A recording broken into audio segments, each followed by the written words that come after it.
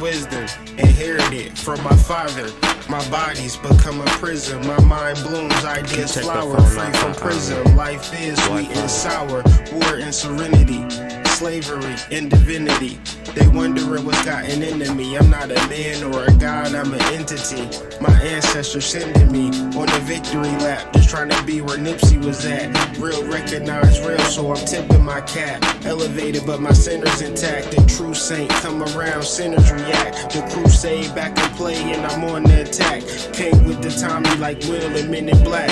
This is divine timing, ain't no turning back. Diamond shining, I remember we was cold men black. They sold my ancestors, but I stole them back. It's the apocalypse, nigga. It's the apocalypse, nigga. It's the apocalypse, nigga. It's the apocalypse, nigga. It's the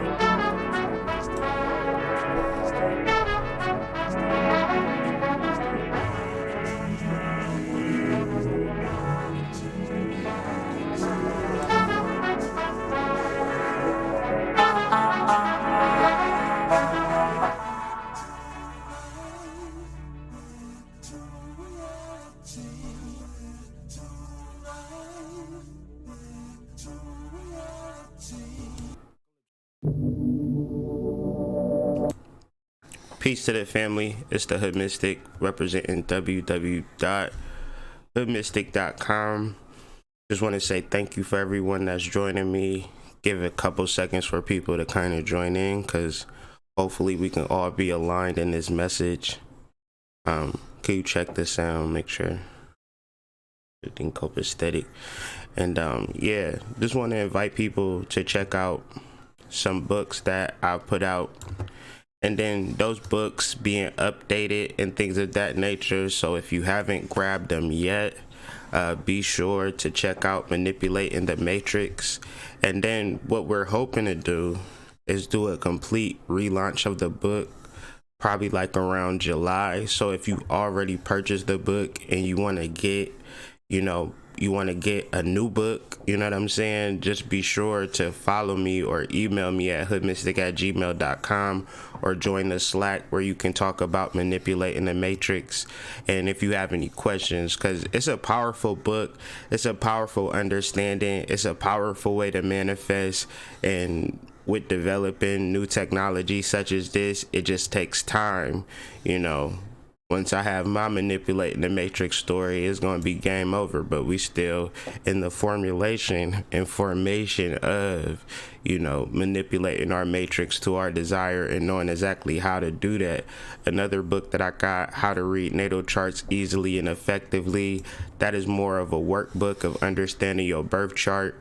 And then you take information of how you understand certain ideas, because when you look at it, the astrology is just basically psychology, and your soul has a particular language that is unknown to me. But since you understand your language of your soul, it's easier for you to chart and understand your chart in your own language. So this book actually helps you do that. Another book, that my most recent book, Astrology Explained, is an astrology book unlike any other. It helps you understand astrology from just kind of like a narrative point of view, from an intuitive point of view, and then finally from an imaginative point of view, because whoever created astrology and had it named this or that, they was operating from their imagination. So just wanted to share that information with you. Just follow the links in the description if any of those books interest you. But those are my life's work thus far, and we're continuing doing more life work. I just want to welcome everybody to the live today. Today we'll be talking about synchronicity. Today we'll be talking about luck. And what's interesting is that I keep changing that to Neptune, but it keeps coming back as Beptune. So I guess we're just gonna roll with Beptune. It probably would be Neptune on other slides, but let's just call it Beptune for now, right? The moon is conjunct Beptune. Because that's what I'm saying. You create astrology. You use your own language, right? This is an example of just how we metamorphosizing and understanding astrology moving into 2020. Because if you study it under a master, and this master is giving you all of this quote unquote knowledge, and you're absorbing it, what if this nigga's completely wrong? You ever thought about that? So it's very important to develop all of this stuff for your own way. You got to understand this shit in your own way, because if you don't, you studying up under somebody, you up under somebody's hierarchy, and within somebody else's hierarchy, there's only so far you can go, because you're not written in nobody else's script. You're not going to be the star in somebody else's movie. So when we reference synchronicity, we reference in our own movie and us being the star in it, and how we actually write the script, how we direct it, how we produce it, how we promote it, how we market it, how we get people to watch it. Versus, you know, trying to be a motherfucking extra in somebody else's shit. Oh, no, no, no. We will not go. Okay? Today we talking about astrology, astronomy, and psychology, metamorphosizing it into one smorgasbord of information and coming up with the real life. You know, the more that I get copied, the more that I just want to become more and more an original and show my true self more and more, because, you know, it's a lot of people that learn from me, right? A lot of people that's, you know, very powerful, important people that want to continue their power and their importance and don't want to give me the credit that I deserve. That's okay. I've lawyered up and moved on. You understand what I'm saying? So with that being said, part of it is just becoming more original. Part of it is becoming more in tune with my soul and delivering that message from that perspective. And I advise and suggest that to anybody. Be your fucking self, right? Be who you are in this world. Because if you're trying to be someone else, this week is going to be difficult. But if you are who you are and know what you know and going for what you go for, you don't got shit to really worry about. We starting this week off in exaltation. Exaltation in the subconscious mind. We're in the third decan of Aquarius, the moon being, and we follow the moon. We chart the moon on these daily energy readings because the moon is constantly moving, constantly giving us feels, constantly giving us vibrations that we can resonate on. We see the moon every fucking night, same way we see the sun. So don't tell me that it ain't hot outside, okay? Don't tell me that, you know, the moon has no effect over you when the moon is saving your fucking life, okay? Say, for instance, Donald Trump and his Space Force blow up the moon. Then, you know, it's going to ruin the tides and we'll be like that movie, The Time Traveler, where we'll be on fucking living on mountain cliffs and things of that nature because the water has risen so high. So we give thanks to the moon, and then we take the information of the moon on a daily basis and bring some form of revelation or some form of specific study that can aid us in our day-to-day. We do this every morning at 8 a.m. Eastern Standard Time, so don't be late, be great, right? Because I'm going to be here, right?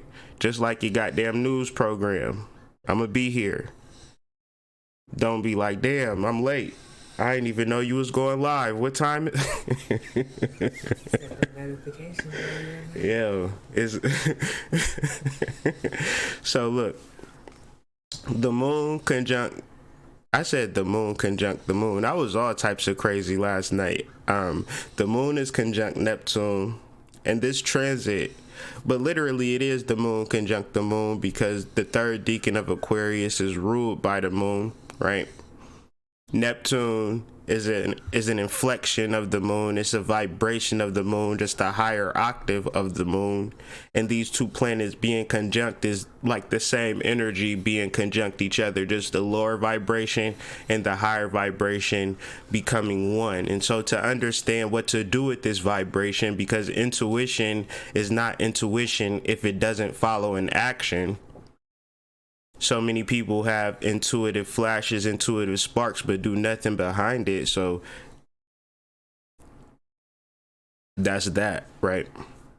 So we're imagining a reality that our intuition is right and exact because we're in Aquarius. But then if you don't have the particular purpose or the particular context for understanding Aquarius, then it makes no sense. It's a clear, distinct analogy. It is a water bearer. It is a person that is going to the river to pull from the spring and take it back to the village to share the water with the village. Meaning that there is abundance, there is supply, but it is not for the water. The water bearer's mythology, he never goes to his own personal hut and just drinks on all the water that he discovered in his goddamn at the river. This becomes a eureka moment or a serendipitous moment for the entire village, for the entire world. So what stops people in intuition is that they too fucking selfish. Okay? You don't understand Aquarius when you only thinking about yourself and your own personal glory. That's not the water bearer. It doesn't even fit into it. That's not even the mythology of the stars. That's some shit that you watch on TV. You don't see that shit in mythology. It's a big collective.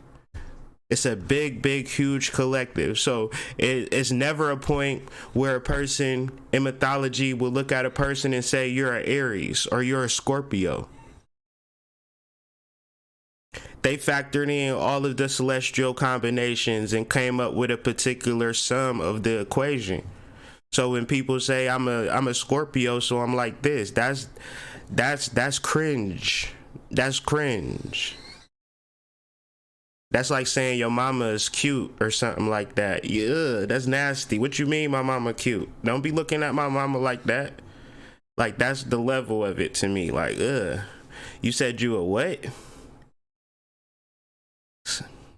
We got to look at the total sum parts of things. So when we reference astrology, we're not referencing something that is far out, hocus pocus.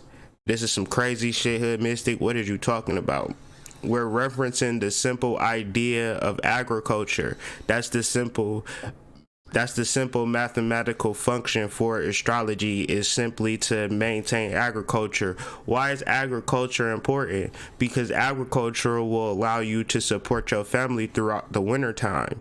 So civilizations that were able to survive throughout periods of drought, periods of famine and things of that nature, this is the reason why we exist. So if there is no agriculture, then we become extinct a long time ago.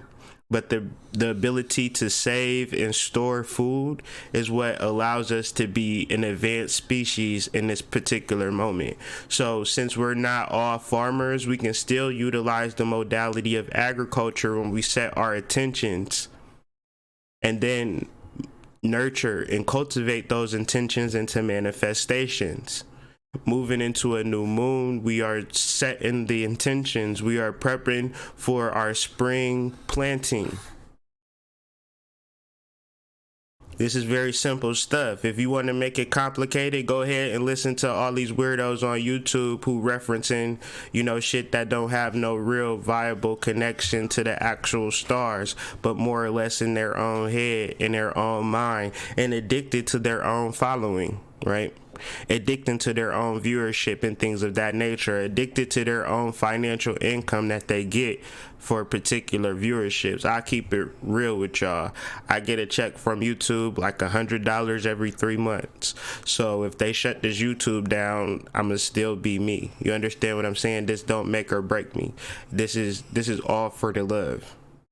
And so I'm going on tangents, I'm going on rants, but hopefully you able to catch up and gather what I'm saying, because I'm no longer about to appease people who want to soak up and, vampire the sauce. You understand what I'm saying? When that happens, they taking food out of my family's mouth, and it's my fault for making sure that everybody can keep up.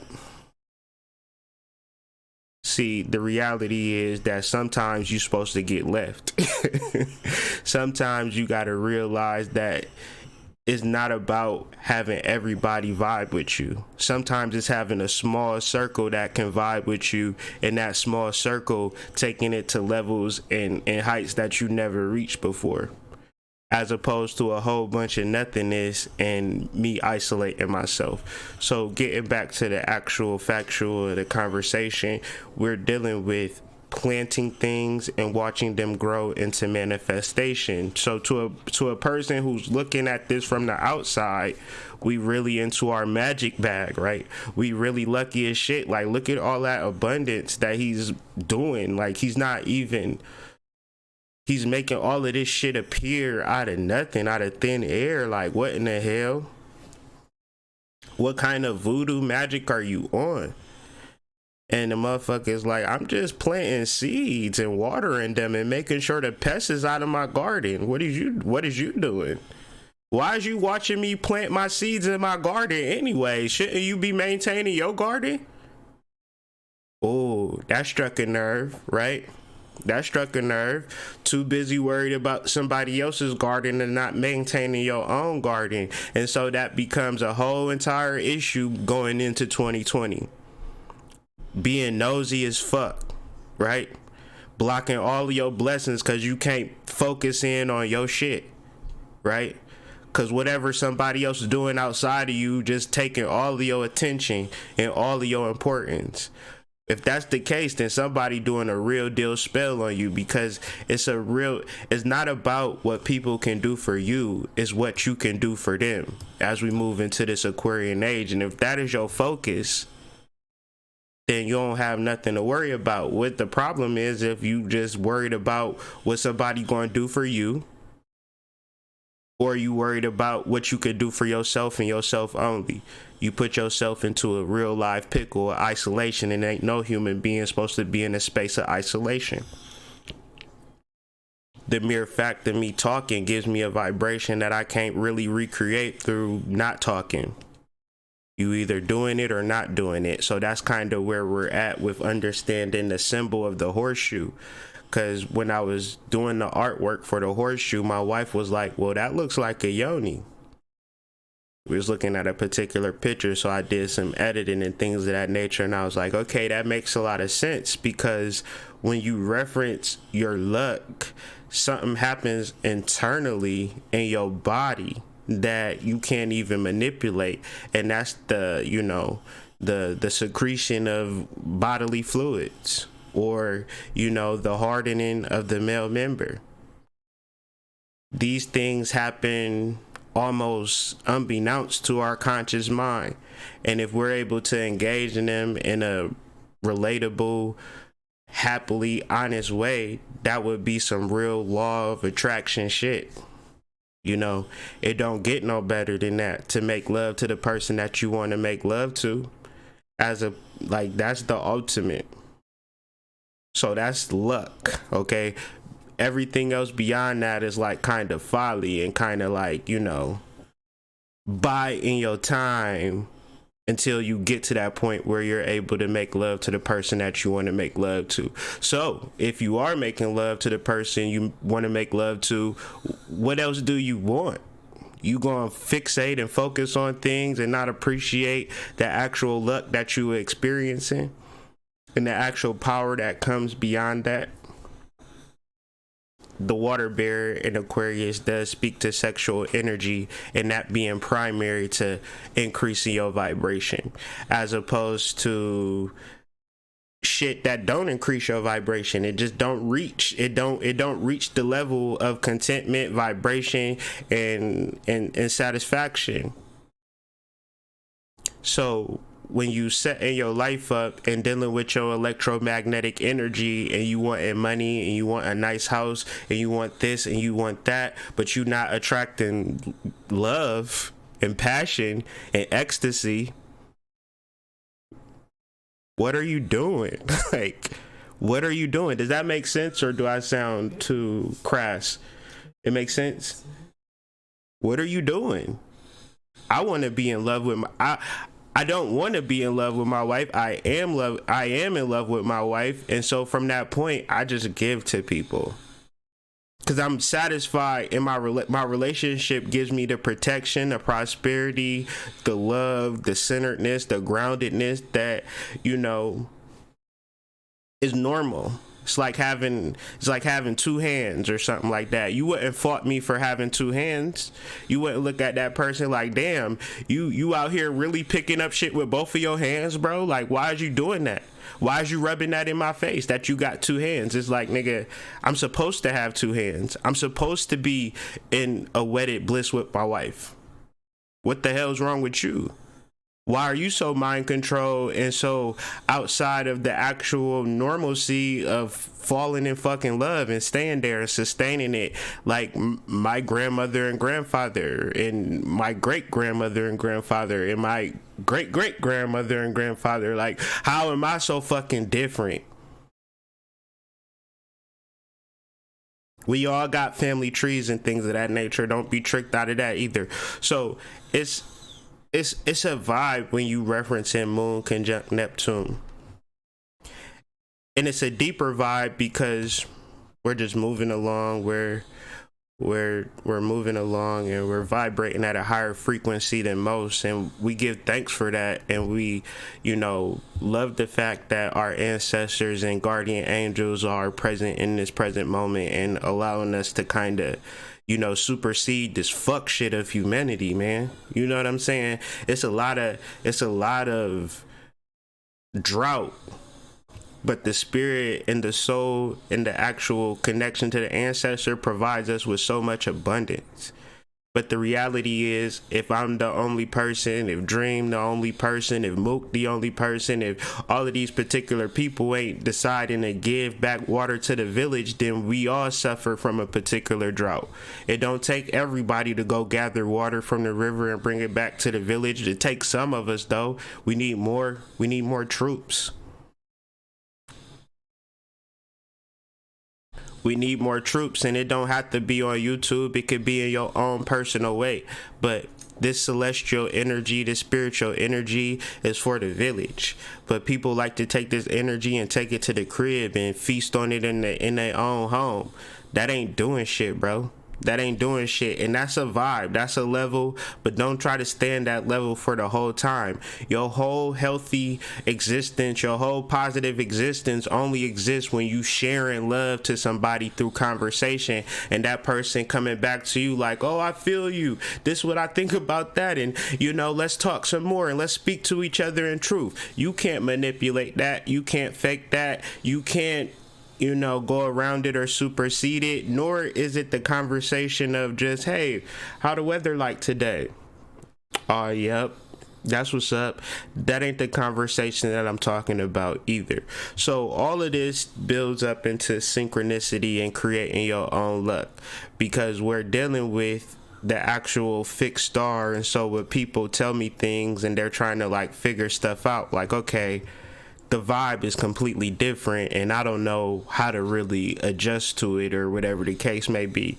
And I tell everybody that I talk to, it's simply about what movie do you want to watch?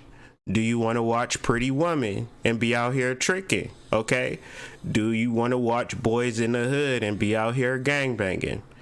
Do you want to watch Trading Places and be, you know, rich and things of that nature? Do you want to watch Coming to America? Do you want to be the king of Zamunda? Do you want to watch Avatar and be a tall blue slinky mug? You understand what I'm saying? It is, and I know that sounds far-fetched, but until you decide what movie you want to watch, you're going to be in a state of standing outside the theater trying to decide what movie you want to watch. You know the vibe, damn. You know what it's like standing outside, like, damn, what movie do I actually want to watch? Because the movie that you want to watch is sold out, or it's a whole hour for it's the showtime, and you just like, damn, what movie do I want to watch? And that's a vibe for people, and I understand that vibe, but at a certain point you got to make a decision. Don't nobody just stand in front of the box office all day trying to decide what kind of fucking life they want to live. Do you want to live a rich and prosperous life? Well, there's a script for that. Do you want to live the life of a home wrecker? Well, it's a script for that. You understand? It's people who say, oh, I'm not a this, I'm not a that. Well, why do these people fucking exist if nobody is claiming these scripts? So it's just more important for you to decide what script that you want to live. And the reason why I say this, because Neptune is not a fast moving planet. Neptune is going to be conjunct the major star within Aquarius called Saddle Malek. And this star implies luck. But luck is not a result of chance. Luck is a matter of being aware of the law of cause and effect. That's what luck is. Whether you aware or unaware, your luck is a result of cause and effect. Another word for this is synchronicity. So when I reference choosing the right movie that you want to choose, that's the matter of cause. The effect is, now Richard Gere is pulling up in a Lamborghini like, I got $200 for you, and you like, oh, this shit is crazy. I don't want to watch this movie no more, Hood Mystic. This shit is too real. They pulling up on me, offering me $200. They treat like, nah. You understand what I'm saying? It gets real like that, but you gotta be serious about your cause. What do I mean? I'm gonna be real with y'all and speak on a deeper level that y'all might not fully understand. But the drug dealer has a cause and effect. His cause is that he buys drugs and he sits with them drugs, and them drugs give off an energy, and that energy is a magnetization, especially if you're trying to sell it. And then it's like people can pick up on it, and you just might be at the store at the CVS going to get some popcorn for the kids, and somebody look at you like, yo, you be like, yo,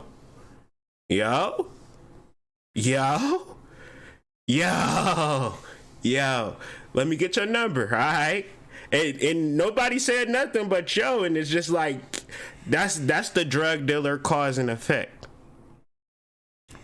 He watched too many Scarface movies, and something about his sneakers, his jeans, his shirt, his aura, his smell gives off the fact that he's selling drugs, because he's committed to the law of cause and effect. And so when he hit a play, it's not necessarily luck that he come up on a connect or come up on a swerve.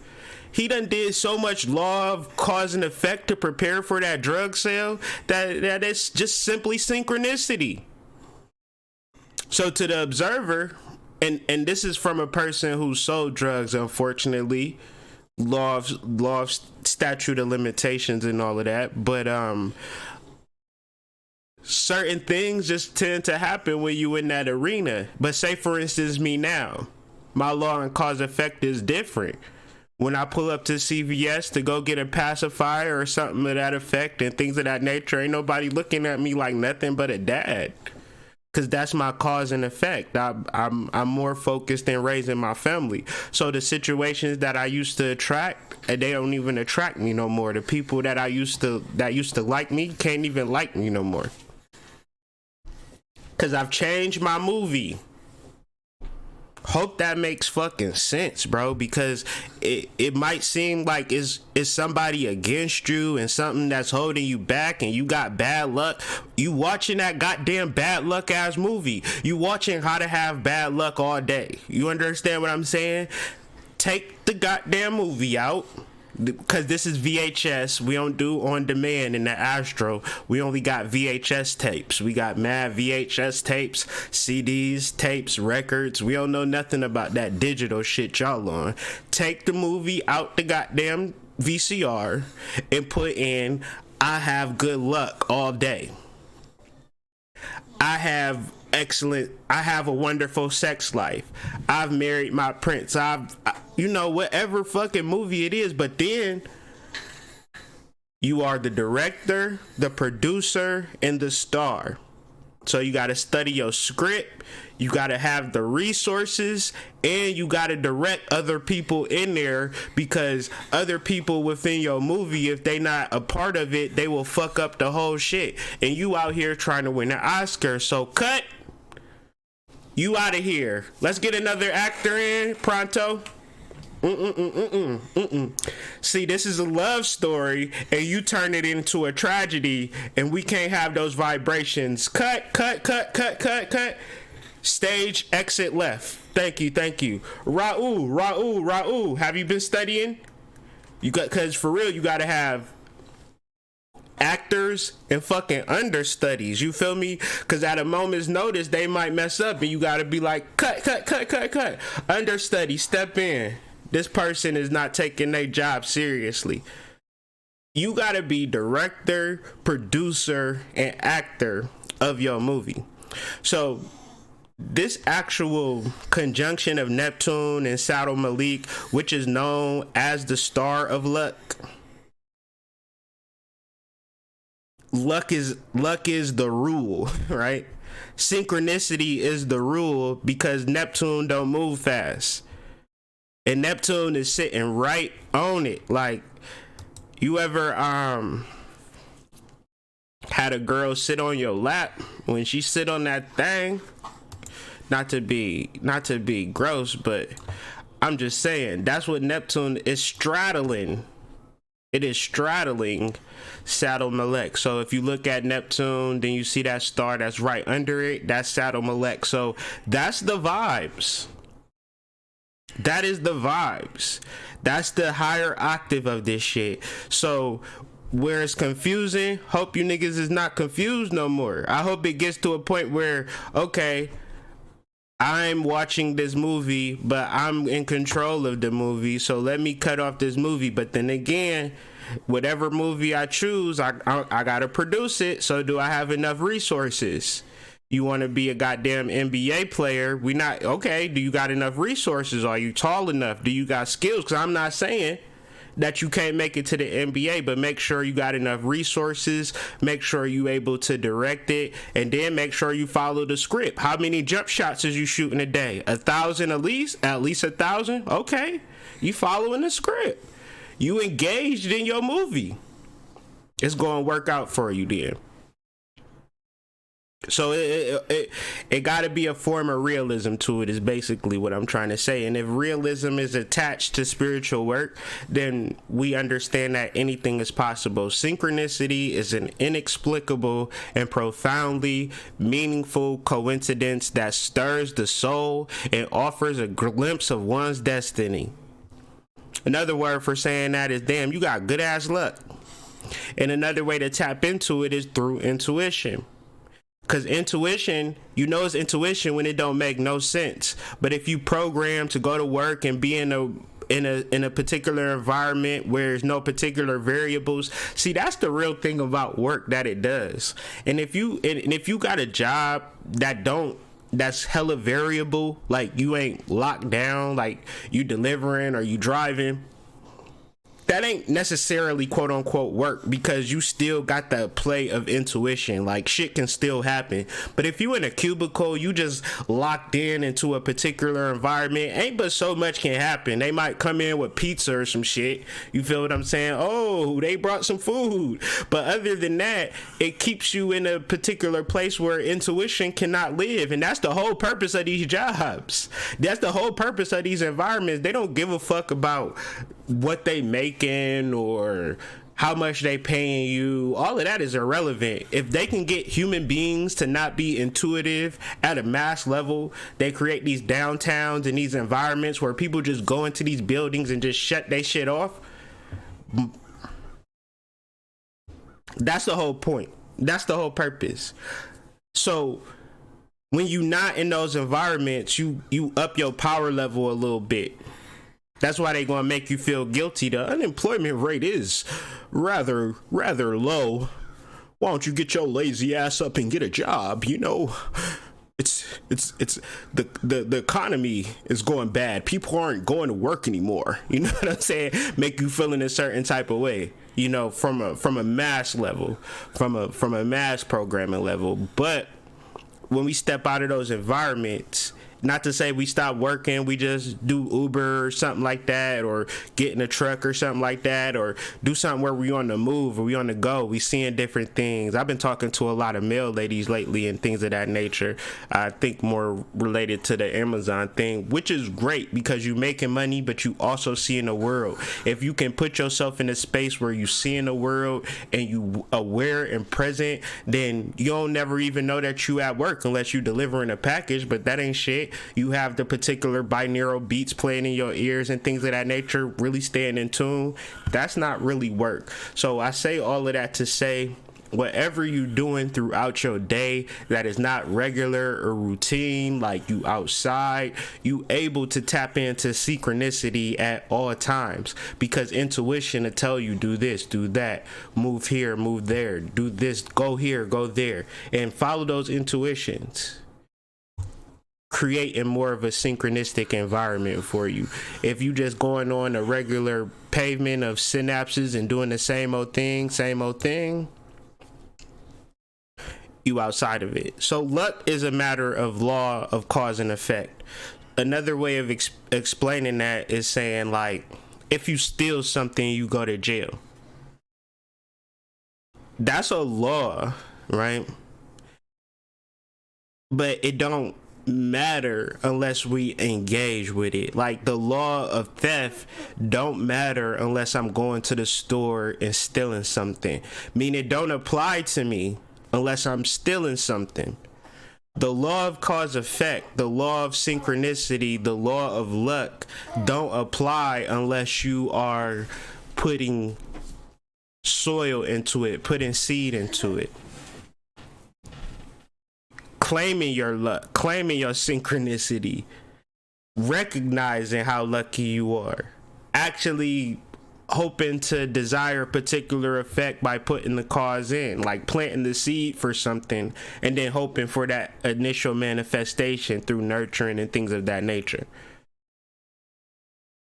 Where a lot of people might look at particular things as coincidences, you've been doing the work that realize that your coincidences are not coincidences, but they're synchronicities. I've been actually focused in on my law of cause, and now I'm living with the level of effect. And I intently, intimately, daily, not sporadically, not randomly, not when I feel like it, but all the fucking time, I am sowing the seeds of cause for the desired effects, and I do not give myself any fucking wiggle room. Okay? All day. So if you in a space and time where, you know, the spirituality is really deep, man, I really am interested, but I spend a majority of my time, you know, watching porn or doing other wild shit that don't have nothing to do with spirituality. But I think the spirituality is interesting, but I listen to you. My advice is go harder on that. Go harder on the spirituality. That's what my channel is for. That's how I represent my individuality. That's how I express my synchronicity, is by developing my higher self with all of my ability and superseding the environment, the government, society, and all the shit that people told me I was supposed to do. And just like, you know, fuck that. And that don't feel right to me. And I'm tired of doing things that don't feel right to me. And I want to do things that I feel right and feel good. And part of that is started off with having a strong woman in my corner to support me. So a lot of my success is based upon that.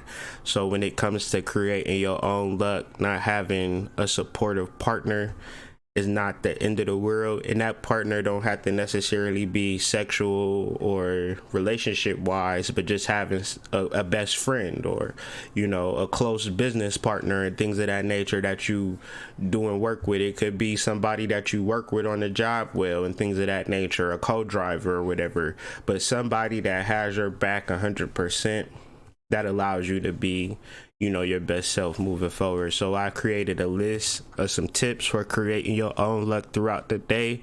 This list is based upon the moon conjunct Neptune being in the third decan, and some things that can help you the third deacon of Aquarius, that can actually help you within understanding this information. So the first piece to this is self-doubt. Self-doubt is the primary thing that keeps people out of luck or synchronicity. If you don't believe that you are the star of your own movie, then there's nothing that I could tell you to help you in that realm. It's part of being self-affirming, self-confident in self, building self up, doing the things as far as like exercise or taking care of yourself and things of that nature that help you remove self-doubt. Because if self-doubt isn't addressed, everything is thrown out the window.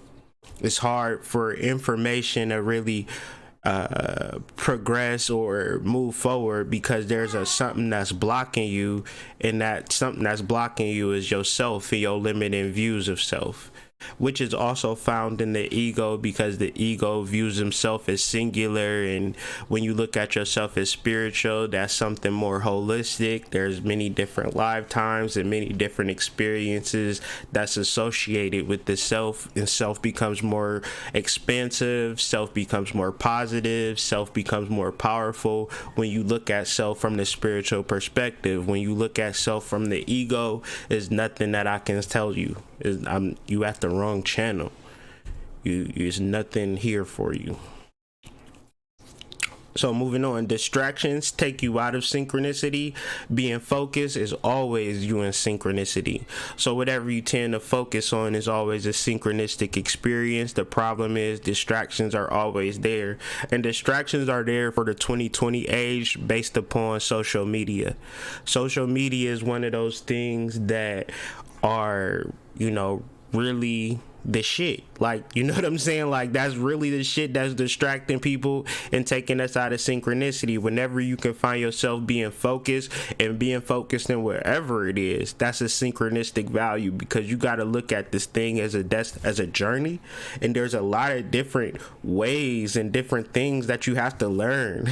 So don't get caught up in what you learn, but also don't not learn either. Stay focused, and when your focus decides to move to another focus, follow it. That's intuition.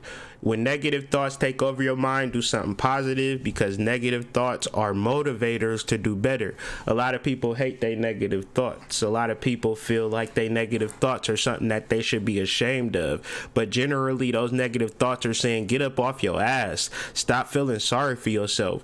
Do something better. Do something. Say something. Cry out for help. Do something, because you just sitting here swallowing these negative thoughts ain't gonna help you in no way, and it takes you out of your luck, and it takes you out of your synchronicity. A more physical, practical way to become more lucky is to drink as much water as you possibly can, and that's a good thing to do at work, because you always got to go to the bathroom. I'm sorry, gotta go. You understand what I'm saying? Give you those breaks. But yeah, drink as much water as you can, because when you speak of negative vibrations and things of that nature, these things live within you. They get comfortable. And when we reference water, always, if you just drinking regular spring water, distilled water, add some lemon to it to raise its alkaline value. But if you get the good shit like Essentia and things of that nature, or even body armor, things that have high electrolyte value, because you want to have alkaline water, you want to have your water to have a high value, because more than hydrating your body, you want to hydrate your cells. So the more alkaline, the more pristine the water is, the more your cells become hydrated, the better you feel, the higher your vibration raises, and the more your luck improves. That's a very simple thing to do, but it's not just water. You got to take some time and develop and cultivate your water, that so it can hydrate the cells. Many people won't tell you that. So make as many improvements as you can on a daily basis. This is creating your own luck. When you are bettering yourself, you are increasing your chances for luck or synchronicity. That's just the facts. You know what I'm saying? And it's not going to be nothing outside of that. Don't seek to change your surroundings. seek to change yourself for the better, and when you do that, that's going to increase your frequency, vibration, but this also increases your chances for positive, unrelated experiences that some would call luck, but you personally would know better because we done we done did so much work to get to a level of manifestation. We done planted so many seeds, and we done cultivated so many farms and so many gardens to get to this point of manifestation. So to the person on the outside, they might view this shit as luck, but you understand that it's a lot of hard work to get to this point. Not hard in the sense of difficult, but just hard in the sense of effort. But once you figure it out, it becomes easier. There's no easier way to manifest other than the law of cause and effect. So I hope that was enjoyable for people. I hope that made sense, and hopefully you can go into this Monday with a high vibration, and the vibration can take you to different levels based upon your law of cause and effect, meaning that you are simply focused on bettering yourself, raising your vibration, raising your frequency, and you taking the synchronicities that come along with it. Once you feel good, you match up with that frequency, and that frequency matches up with you, and many call that synchronicity. Some call it luck, some people call it law of cause and effect, but it's up to you to decide what it is that you want to affect. What crops do you want to grow? It's your decision. What movie do you want to watch? It's your decision. 385-799-9560. That's tapped in with the Hood Mystic. If you got any questions, comments, or concerns, what do I mean by law of cause and effect? What do I mean by synchronicity? How can I create my own luck? Or if you just got random questions, random comments, I like the show. If you called before, you can call again. 385-799-9560. We usually get one call. So I'm gonna hold out for that one call. It's a thing about courage. People got to build up the courage, and things of that nature. Hopefully we can get this tapped in segment to be one of the, staple features of the Hood Mystic paradigm, because it's more or less about people's voices and getting y'all feedback and things of that nature. So 385-799-9560. Maybe you got an early break. Maybe you've been at work since 4 and it's your lunch break, things of that nature. Maybe you on a truck, you at a stop, you can give me a call in 385-799-9560. Let me check this chat out, see if there's any questions on that. But I appreciate the family, everybody, for paying attention, and this is probably the most views I ever had on a video before 70. So I appreciate everybody. 410-905. Give me a second to join the platform. We could get this thing started. There are 2 participants in the conference. Please announce yourself. 410. Thanks for calling in. You tapped in with the Hood Mystic. 585. Give me a hold up 1 second. And 804. Give me a second. We'll get to you in a second. But 410, you tapped in with the Hood Mystic. What's going on? Hey, what's going on, man? Mad tight. What's up, man? How you feeling, bro? Hey, how you doing? I'm doing well. I was just listening to what you were saying about changing things, and I was like, I had when you talking about changing a movie or your life or whatever, I had that effect when I probably last year or whatever, I just decided to have gratitude. So I just changed my whole attitude with everything. And with the gratitude, little things came to me. I ended up buying a house, and then everything came, but not all at once. But right. I just changed my whole. It took a minute, but I just kept being grateful for everything that I had. You know what I mean? Money changed, finances changed. So can I ask you a question? Can you speak that out? Can you speak that out for the family? When you became grateful, your money changed. Can you just give us just walk me through that, because I think that's a powerful share and a powerful build. Yeah, because at the time I was I was down on things, and I was things were going a little sideways, whatever. And so I was why? I'm looking at what needs to change, and then I was being spiritual. I was just saying you need to change. So as I did that, I was the answer is me. It's always me. So I was like, all right, so I'm gonna be grateful no matter what happens. If it's bad or whatever, I'm gonna just be grateful. I just made that decision. Since I made that decision, months go by, things getting better, my money getting better. Then Spirit was kind of like, well, go ahead, try to move. So I contacted somebody, realtor, and then they didn't call me right back. She called me back like a month or two later, but she came back to me. I forgot about it actually, so I just kept on being grateful. And then that happened, and then I just kept on going. Then money kept on getting better, and then it was like, all right, you need this amount, whatever. So I kept on saving. You know, and money kept on coming, so I could just build up and have the money.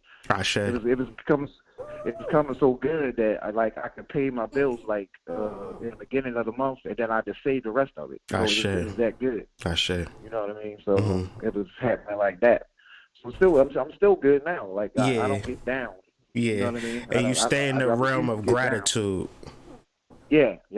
Stay in the realm of gratitude. You know what I mean? Yeah. Everything's just changed for me. So, that's powerful. Thank you, man, because that's something that me and my wife do, like, as a thing. Like, we do whole rituals just to be thankful for whatever. You know what I'm saying? So it's just man, thank you for that, because that's something that I think the family could actually use to increase their luck, like, throughout the day. Would you agree? Right. Yeah, definitely. All right, man. Anything else? All right. And then it also helped me like get closer to myself, and then it made me like more like focus on like the spiritual aspect of things, and then like get more books and feeling more focus in there. And like you said before, like if someone's not needed in your life when you're making this movie, they all disappear. Yeah. You know what I mean? I got the attitude, if you ain't know what I'm with, then that's it. You know what I'm saying? I'm gonna keep going with what I'm doing.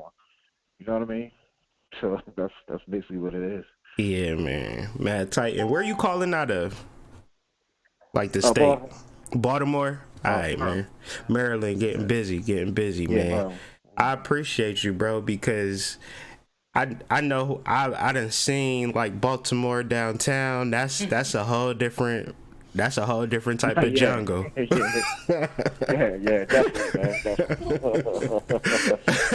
So yeah, man, you out there resin at a high level, so you know you got favor. You know what I'm saying? Because I know you could easily look out in your neighborhood and be like, damn, that could be me, but I'm operating at a whole different level. So, man, you a beacon. Yeah, man. Just like last night, I was driving to work. And I just saw these homeless people, and I was like, and it made me like, oh yeah, be grateful. You know what I'm saying? Like some people in this situation, and I'm in this situation. You know what I'm saying? Just make everything, you know. Yeah, man.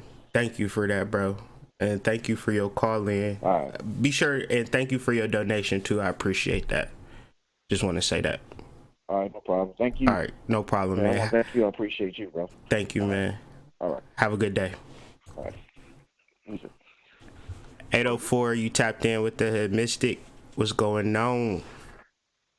Man, what's up, Hood? This Most High, man. What's going on, Most High? I just want to just thank you, man, for just being you, man. For when I first tapped in, well, I've been meditating and studying for a while now, but I've been meditating strong for like 7 years, but things weren't really clicking. I was going inside, but I won't really opening up. But once I got into the teachings a little bit more, Bobby and Panic and just different people, Miss Blue, you, Love Their Life, just countless. I mean, I don't know, man. I don't really know what to say, to be honest with you. I'm just calling in to say, man, just keep doing what you're doing. I appreciate that, and I feel that. You are truly reaching people. I mean, I haven't given any donations, but I am going to get a reading because I think that's what's prohibiting me from moving further. I need to see something tangible. I'm not. It's. I feel the gratefulness like that guy was talking about. I'm grateful. I'm really grateful for what I have. I'm thankful. I meditate at least an hour a day, but I just still feel like I'm like stuck in this place. It's like the void. It's like I'm stuck in the void, and I don't know how to come out. Can I ask you a question? Yeah. Are you, one would say from the outside looking in, a very successful young or a very successful man? Not very successful, but successful. I'm grateful for what I have. You able to take care of yourself and things of that nature. Yeah.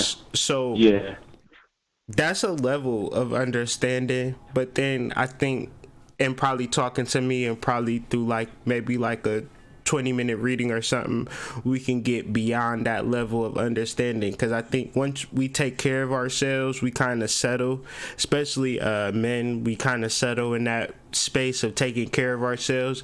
But there are also some spiritual things that we could begin to do and begin to incorporate in our lives that helps us elevate to the next level, because it's never a point of being really quote unquote satisfied no matter where you at. Like, you know, if you moving and shaking, you can make $10 million today and you would still had a desire to move and shake, because money don't necessarily make us, it's the things that we do. So just really developing our spiritual side is very important, and maybe you just never really had that talk, or making it real and tangible like you said. I definitely can help you with that.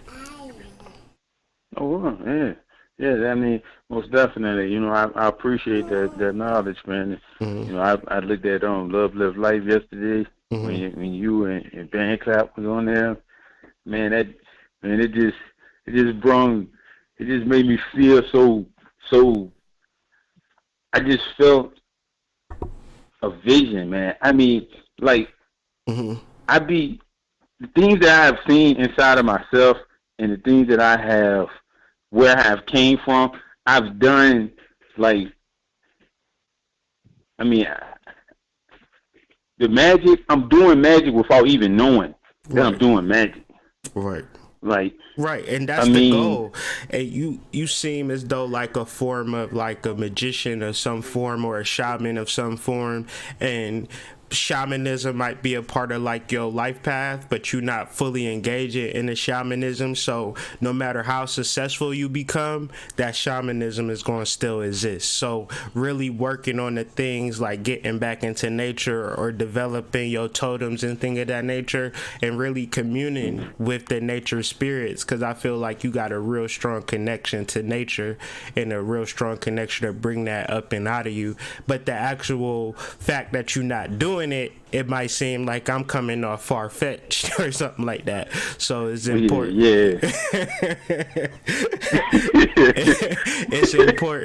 It's important to have these kind of conversations outside of what you already know, if that makes more sense.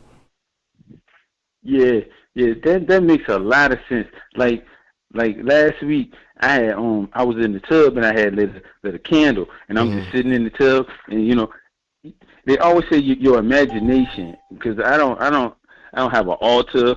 I'm just doing this, just using my mind and my chakras, just trying to align them and bring forth the true me from the inside. So I'm sitting in the tub, and I'm just sitting in the tub, and I'm chilling, and all of a sudden the candle just starts flickering, like fast, like real fast, like light, and I just bugged out, and this spirit was talking to me. It was saying, "Purge, purge. You have to purge." And I'm like, I was just bugging because I knew I was in the tub, but I wasn't here.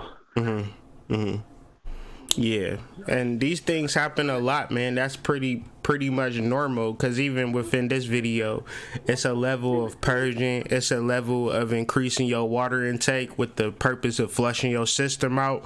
That's probably one of the most magical things we can do. But then you gotta be you gotta be ready for that clarity, because you know what I'm saying, what's holding people back from purging is that they gotta actually deal with their soul. They gotta actually hear, because there ain't gonna be really nothing holding you back. Like, just think about things that you can do to purge out yourself and really do some form of detox and cleanse, because that's gotta be one of the first things, because it's all of this negative energy that we hold on to, whether it's through the food or if we eat out a lot and things of that nature. It's just vibrations that attach to us that we just unaware of, that what makes it more simpler, more easier, is that we get rid of it through the modality of purging.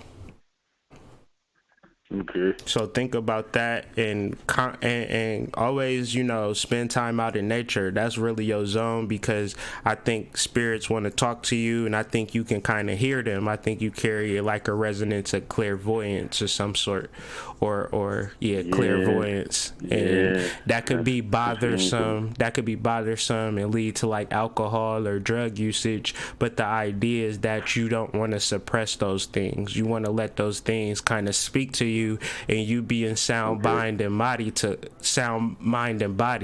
listen to them, if that makes sense. Okay.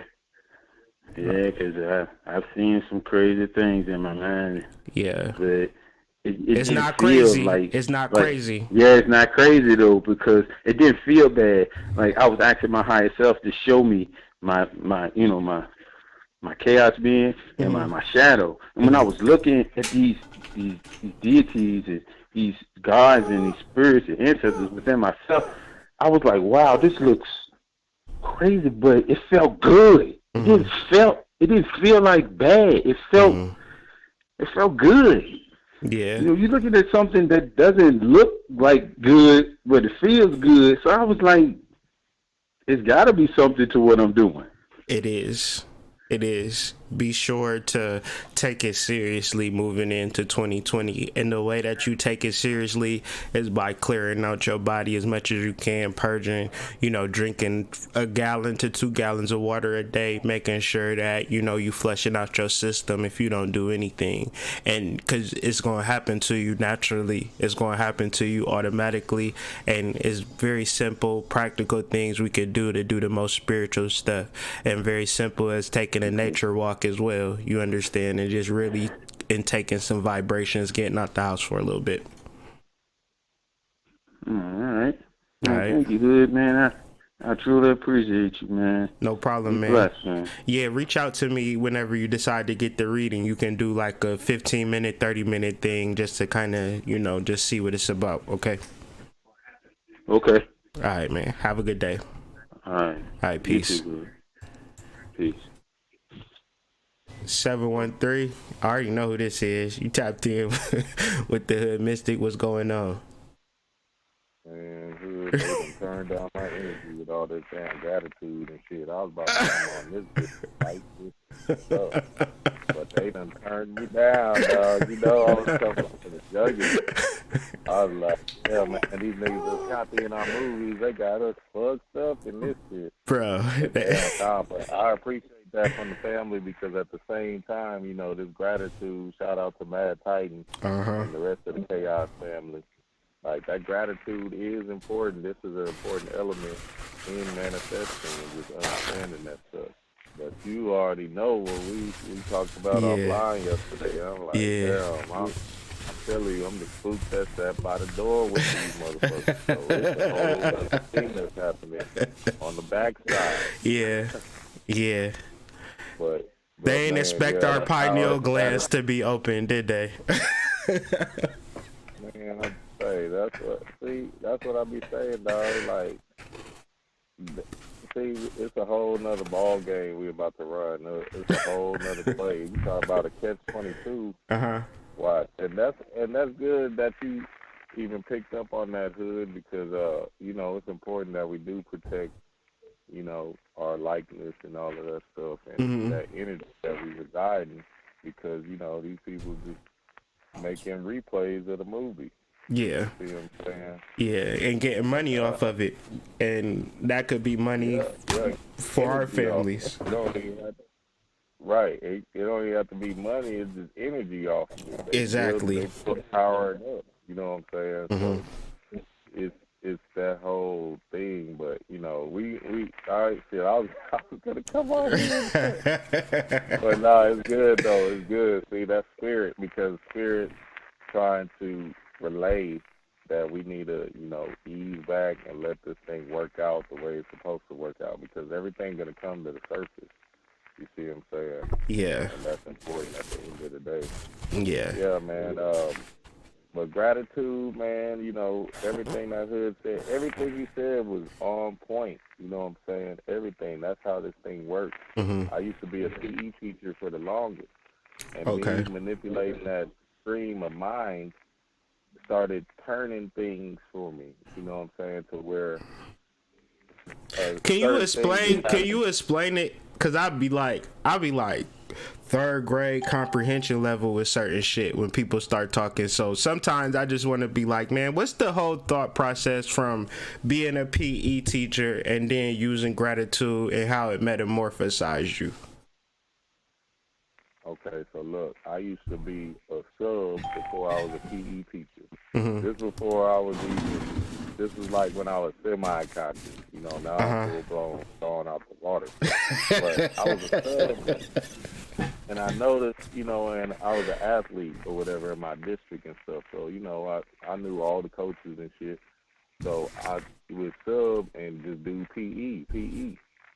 And my little girlfriend at the time, I was just telling her straight up, hey, I'm a PE teacher. Yeah, I'm a PE teacher. I'm a PE teacher. Yeah, that's what I do.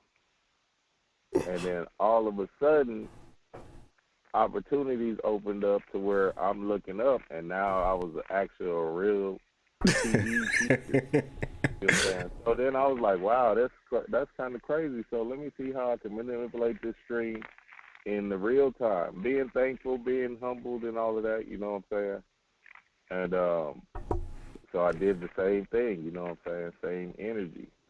You know, telling myself that I'm Tommy from Martin. You know what I'm saying? I don't have no job. I'm Tommy. I'm shit. I'm blah, blah, blah.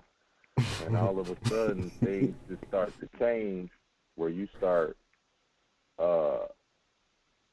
getting, you know, things just start happening to where opportunities just line up.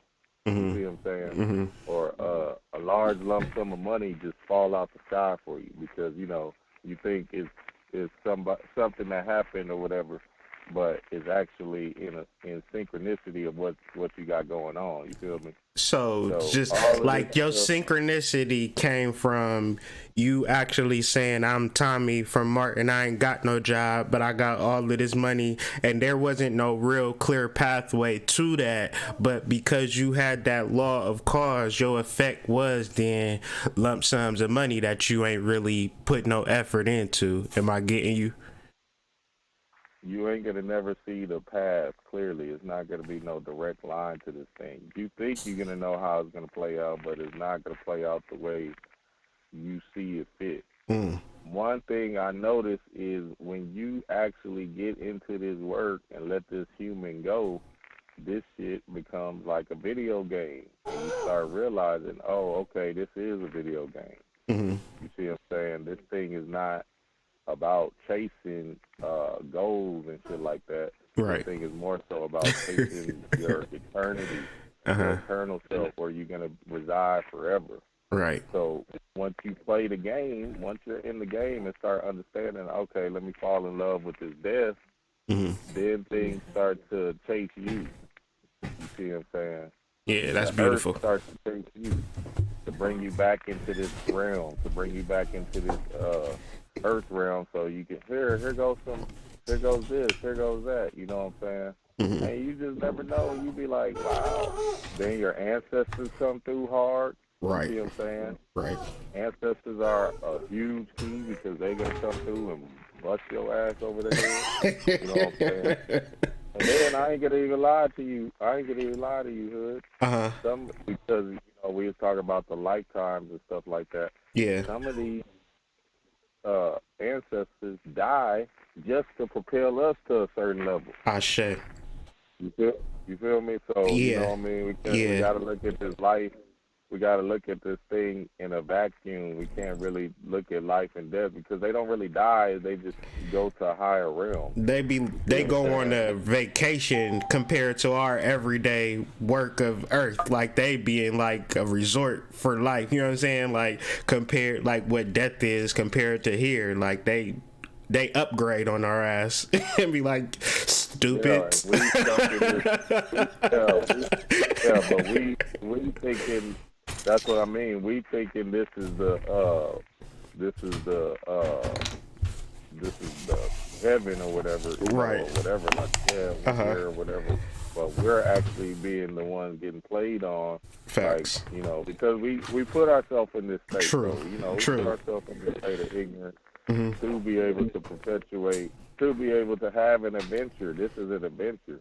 Once you look at it as an adventure, now you know that you can't do nothing wrong. So go for what you know. You know right. what I'm saying? Because you talk about a lifetime, that shit ain't shit. You talking about try thousands of lifetimes. Try not even not even understanding what lifetimes is. You know what I'm saying? On a whole other cosmic level of this thing.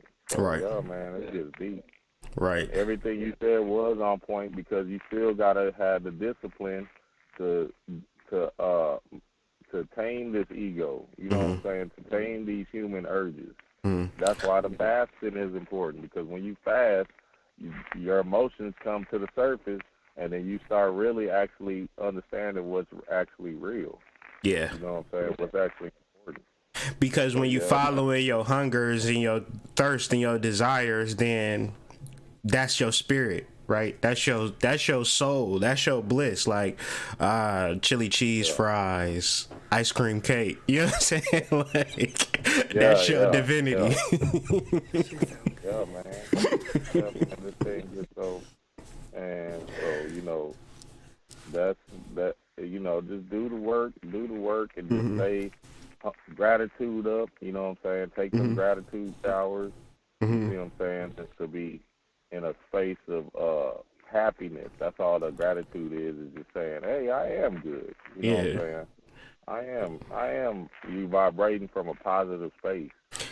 And it allows for the future to be that gratitude because you set in that cause. Like you might not be grateful in that moment, but that seed is grateful and it grows into gratitude. That's what I learned about the gratitude shit. It's like it's like a preparation for a gratitude situation in the future.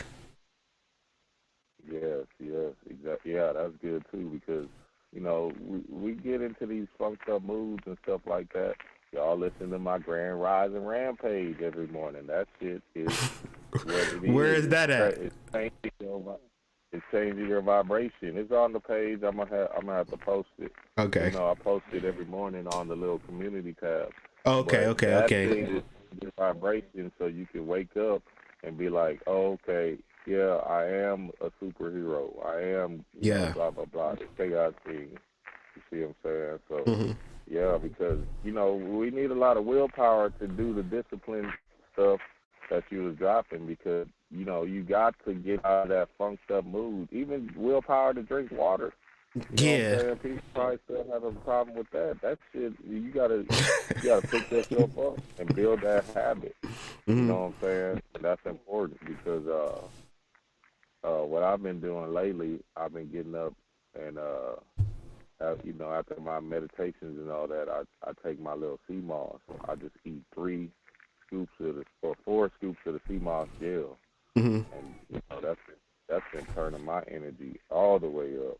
I'm telling you, that sea moss, that shit is crazy. So now I'm able to, get into the groove and the things we got to do. You know what I'm saying, for the day. You know what I mean? Especially sea moss gel. Like right now. Yeah, that sea moss. Go to sci-fi, woke media. Woke media, okay. But powerful build, hood. You always dropping. Yeah, you got me crunk and shit. This 23 things happening today. You already know, Kobe. Yeah. That shit is gonna be.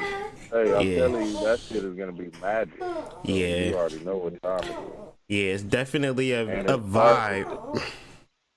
it started at 12 o'clock, so everybody tune in. It's going to be on every platform, everywhere. So that Kobe thing, this energy is here. That's invoking these energies. You got this, all this work. This thing is going to propel yourself, your mind, and turn on these light bulbs so you can be the monster that you say you are. You know what I'm saying? Right. All right. of that stuff, man. It's crazy.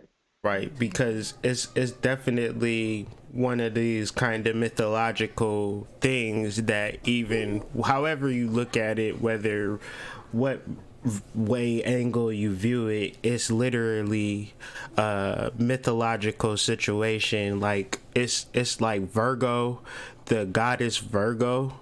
When you study astrology, like if you just Google Virgo mythology, it's about a daughter and a father who the daughter dies so she could save her father. You understand what I'm saying? And so they're really like playing out celestial mythology that's existed on this actual plane, and it plays itself out. Like it could have been in the ancient times, it could have been they was on a nature walk and a tiger came out of nowhere and attacked them. You know what I'm saying? And it could be like, damn, they outliving this mythology. But it's just in our day and time, this mythology still exists. So I reference all of this to get into a point of prosperity, because when you look at Kobe Bryant, if you was just never knew he played basketball, you just looked at him, you observed him, you know, post NBA career, he was a man of prosperity. You understand what I'm saying? He signed big checks and things of that nature. So when he gives up that mantle, he gives up that torch, he's giving away prosperity and abundance by the boatloads, and it's not just taxes. You understand what I'm saying? It's more money than they can give you on taxes. But if you able to tap into this energy, like Dream said, you're not tapping in for like, oh, I wonder what could happen. It's like literally plugging yourself into an ATM machine. And I just use that as an example. When you go to an ATM machine and they give you flowers, you like, oh no, something ain't right here. But ATM's supposed to give you cash. So when you tune into specific frequencies, they have particular resonances that's going to come out with it. And so you might want to be prosperous and whatever. You might want to tap into this 823 frequency. Is all I'm just saying. Like, just like you were saying with the guy Pop Smoke when he said 823 million. Yeah, that's for us. That's for me. You know, that shit is happening. Yeah. So we just gotta recognize it and say, okay, well, I'm taking it. Fuck it. Yeah. You see what I'm saying? I'm taking the energy. I know what they trying to do. So I'm about to take it myself, because it's our energy. It's about us. Shit. Yeah, whoever plug into it gonna get whatever. If you go to an ATM, they ain't gonna look at you like, oh, you a hotep nigga. We can't give you no money. Nigga, if you got the card and you know the PIN number, okay, the PIN number is 823.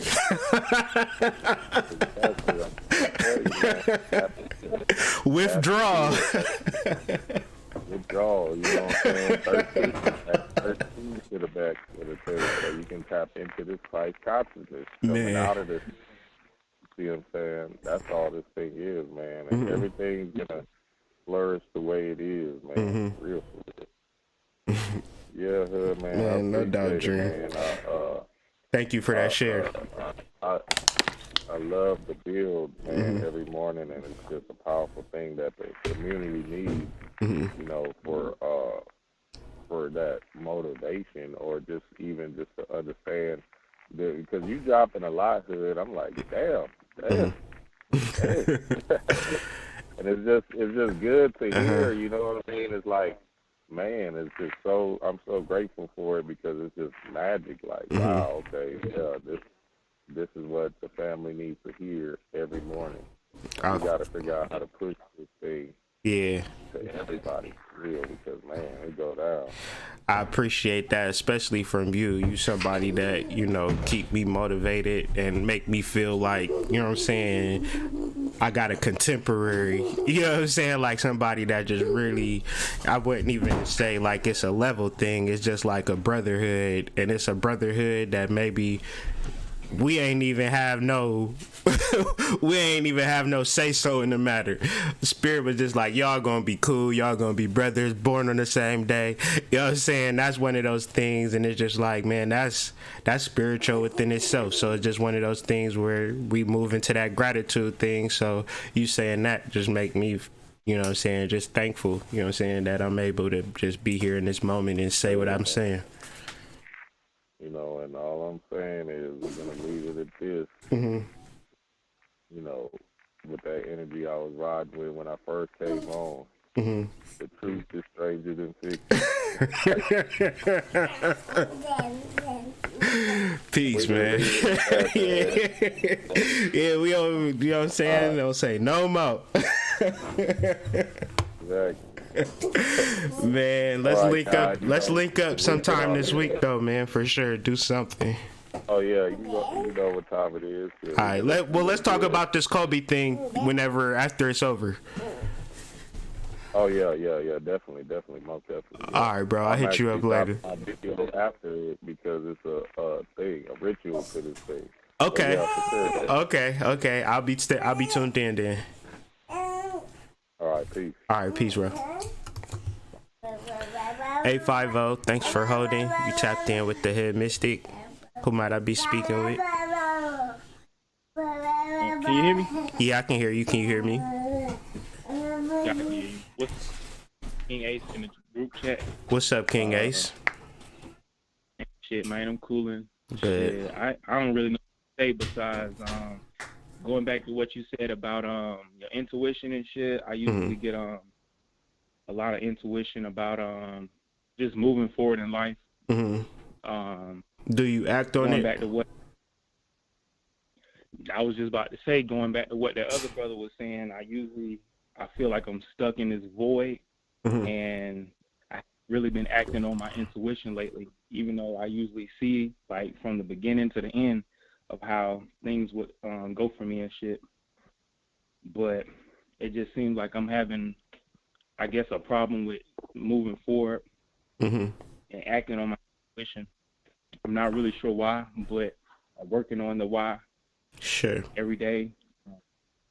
And every day I go on walks and shit because I'm unemployed currently, so I have but time to just sit and think and kind of meditate or whatever. My meditations come through walks. So I try to walk 2 or 3 times a day and stuff like that.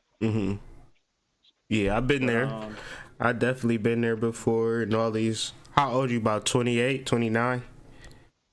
No, I'm 23. 23. Okay. Oh, you young. Oh, yeah, man.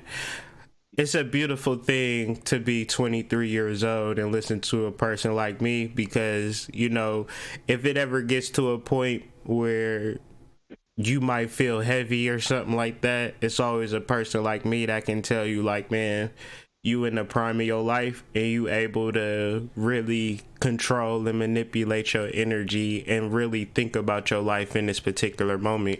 And what gives you the advantage is that you're able to, you aren't, so this is the thing. I don't even want to confuse you, nor do I want to hold you. You 23 in earth years, you about 1,076 in spirit years. You might be older than your parents. You are older than your parents. You older than your grandparents. You are a old ass man, okay? First and foremost. So your concept of time, cause you 23, that mean you were born like in the 90s, and that's when a lot of planets was in Sagittarius. Sagittarius is interesting because the Milky Way is there, so a lot of the energy that came through those particular portals were people like you, which born as babies but really had advanced souls. So if you look at life like you 23, you're gonna be confused as shit. Now that I said what I just said, hopefully that can give you a lot more ease and a lot more understanding of why shit is the way that it is. But let me know. Yeah, so right, and I appreciate you giving me that.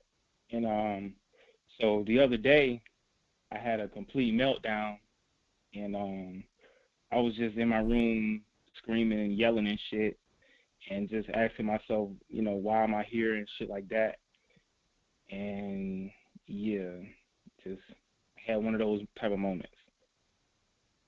Cause you think that you're 23, you think, you know what I'm saying, your name is Jerome or whatever the name may be, you know that's just not who you are.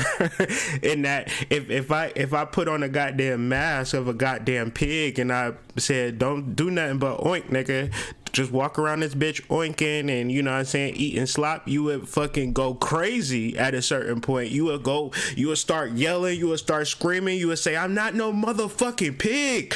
You know what I'm saying? Why am I in this fucking pigsty right now? You understand what I'm saying? And I'm just saying, that's what the ego is. It's a mask, bro. And whoever gave you the mask and they trying to hold you up on that mask, you got to look at them as like some form of enemy or an adversary, because either you following your truth or you following who this goddamn mask is, and this mask got you goddamn eating slop and shit. Just a metaphor and analogy, okay? You're right. Yeah, true that. It's gonna be frustrated if you're not gonna be living in your truth. You're gonna be throwing shit up against the wall. You're gonna be yelling at people, and they're gonna be like, King Ace, you gotta be who I want you to be. And you like, what the fuck? Like, well, hold on. But you 23 though, so you don't realize the places and spaces that you gonna be able to take your energy. You probably think that where you at is going where you gonna be at, and that's the mistake we make at that age. But the reality is, there's so many different worlds you can begin to explore and discover once you begin to follow your intuition out of that void or quote unquote stuck place, because that stuck place is that actual mask, because that mask is like a ID or a limited or a badge that just don't get you into nowhere. It's like no pigs allowed, and it's like no pigs allowed here, pigs can't go here, you know what I'm saying? You're a pig, you know what I'm saying? Like, so it's like your mask is going to limit you into what you actually think you can be. Like I say, you 23 on earth years, about 128,000 in spirit years. So what's it, you go on your walks, that's cool. Continue to go on your walks, continue developing, you know what I'm saying? Sometimes go off the path. You understand what I'm saying? Don't stay on the path all the time, you know what I'm saying? Walk up into the woods sometime and just kind of just sit, you know what I'm saying? Just like do different shit, you know what I'm saying? Don't never get used to nothing. Stay out of your way, because once you figure out who you are, the spirit level, things make more sense, and you kind of going through some type of metamorphosis or transformation at this particular point. And I likened it to, like, we've been talking about this a lot, but falling off a cliff or jumping from one spot to another, right? And when you in that void, it's a little scary. You ain't got no job. I mean, what's the worst that can happen? You 23, you don't got no job. You'll find another job. But at that particular moment of not having a job is kind of like a void or an empty feeling. You understand? But think about different things you can do to make money outside of a job, something that can have you more free flowing and going and on the go, and make money on your own terms. But invest, discipline, and dedicate yourself to that energy. So I think that'll bring you most happiness. Am I right? True that. You're right. Yeah. I appreciate that. Yeah. Man, you ahead of the game, man. Resting being ahead, resting your meditation. Trust that spirit is going to show you something. You probably in a space of doubt right now. True. Somewhat, yeah. I believe in I'm just saying a little bit. Just kind of affirm that something good is about to happen if you kind of connect yourself and just live in that space, and just kind of wouldn't necessarily say wait, but anticipate something very good happening for you. True that. Hell yeah. You're right about that. Like I said, I appreciate everything you said, and I appreciate you doing this work as well. I don't know how I came across the page, but I've been following you for a little minute though. And Yeah. No doubt, man. You know what I'm saying? It's a reason for everything. Right, Go you're right ahead. about that. Go ahead. And before I leave, since I am a fucking music artist, I would like to fucking promote myself real quick. Just, if anybody likes to listen to good music, I make hip hop music. Follow me on Instagram at Ace Green. Green has 6 E's in it. And yeah. Leave your Instagram in the chat, bro. And leave your Instagram in the chat and then email me it so I can listen to it personally, alright? Yeah. Alright, thank you, bro. Yeah. Have a good one, bro. 601, thanks for holding. You tapped in with the Hood Mystic. How may I said how may I help you? What's your name? Hey, I'm Angela. Hi, Angela. I can hear you good. Can you hear me? Yeah, I can hear you just fine. Thank you so much for taking the call this morning. I appreciate that. No problem. I'm a new follower. Glad I caught you live this morning. I'm relatively new to all of this, right? And you know, I've been in it for a couple of years, but I'm still like I don't know what to do. Like I'm just at a standstill. Like know what I want, know what my desires are, because I'm an older woman, but just I don't necessarily think it's fear. I don't know what it is. I don't know what it is that won't let me put one foot in front of the other. So when I was on hold with the other calls this morning, I went to your website, and I'm just trying to figure out, like, to start off with, for me, I guess I feel comfortable enough because I've listened to enough of your videos and you make so much sense and things like that. I wanted to get like a reading, but I'm just trying to figure out what would be the best reading for me. Somebody who I've never had a reading before, so I don't even know.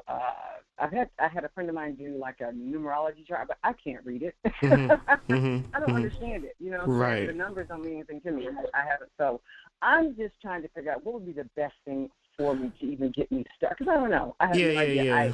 I thought I had a connection with spirit, and then I lost it. It seemed like, I don't know. I don't know. Sure.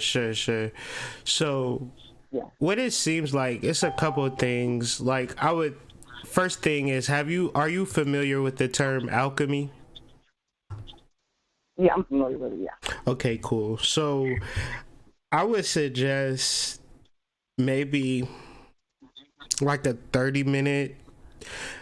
It depends on what you feel more comfortable with, like astrology or tarot, like whatever really resonates with you. But like probably like 30 minutes, like just a conversation of just dealing with either your chart, or we can just do more things intuitively, or we could even do like a combination of both. What I would say is just email me, and then what I feel like is just doing like a combination of both, and then really like scheduling it around like the evening time as well, and just kind of where everything is settled and the energy is kind of like cooled out, and just kind of having a conversation. Like you can pay for 30 minutes, but it'll probably go much longer than that. So I just kind of just want you to just feel comfortable. Thank you. I appreciate that. With just the information. Yeah. And I just want to deal with things at a more esoteric level, and then kind of just deal with it at a more spiritual level, just to give you some more understanding and how to operate through alchemy, because that's ultimately the ultimate goal. We're turning lead into gold.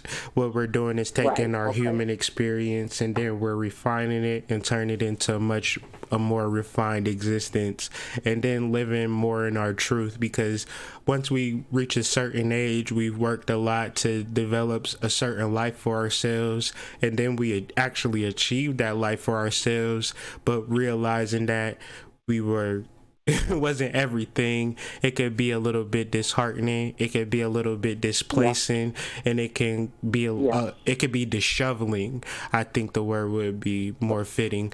And but I think the solution in that is tapping into more of the energy of nature. There's probably something that you do with your hands that is really good. You craft or create something, and really speaking into the spiritual purpose of your actual function as a human being. What are you able to give to society from this particular point? And this is a connection to spirit, because how do I know this? How do I know all of this stuff? So it's very important that you learn these things and approach life in a different fashion, from an alchemical fashion.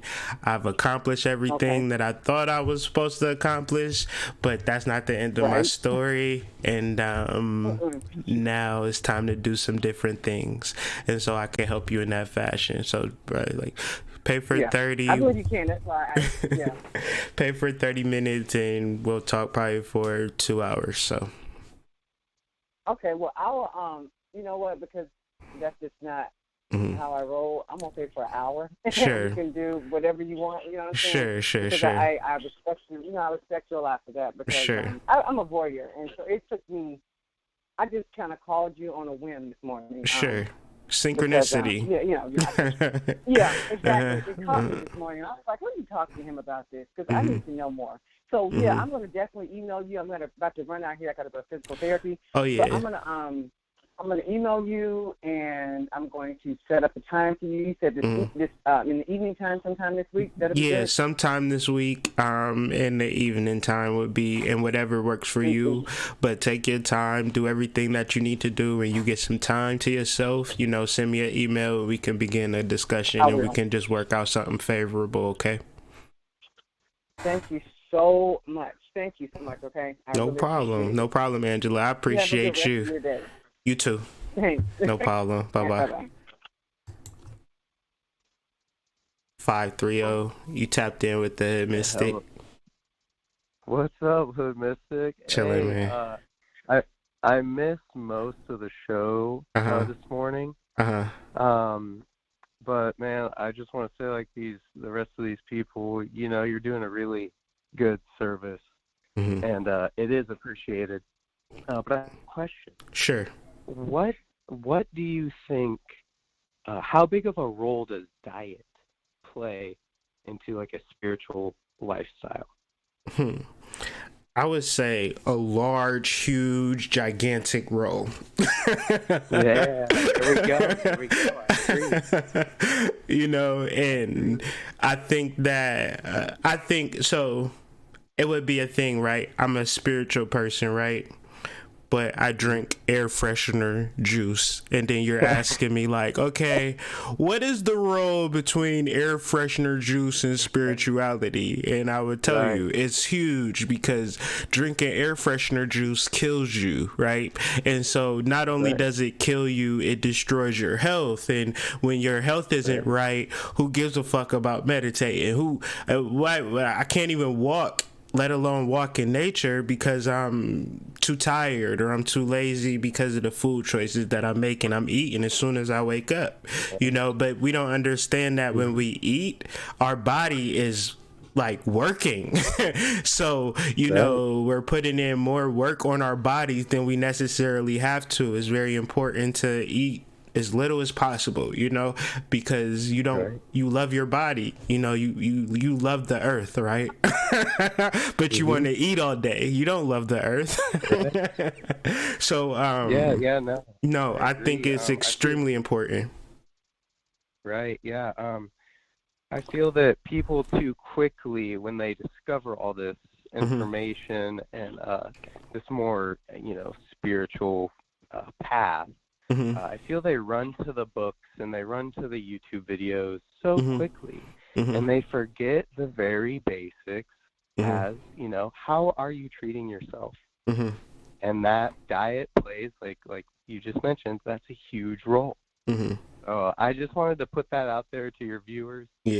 Put that out there to me, because it's not like I'm not a perfect person in that, and that was something that was a block in my spiritual transmission and communication. So it's something that I'm working on daily to improve and to better. So, you know what I'm saying? It's not even nothing that I've mastered to even like be pompous about it. But if I'm gonna be honest with you, it's extremely important, and it's best that I eat and be in optimal health and have an optimal diet.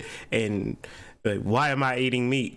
Or questions like that, you know, these become very important. See, I've been I'm not gonna flex or anything as if this is a flex, but I've been plant-based for 7 going on 8 years, I'm 24, and man, it was a big decision. Luckily, I had my family's support. When I was about 16, during that transition of going from all the heavy blood foods, the GMOs, the chemicals, to a more plant-based lifestyle. And, I cannot recommend it enough. Yeah. To people, honestly.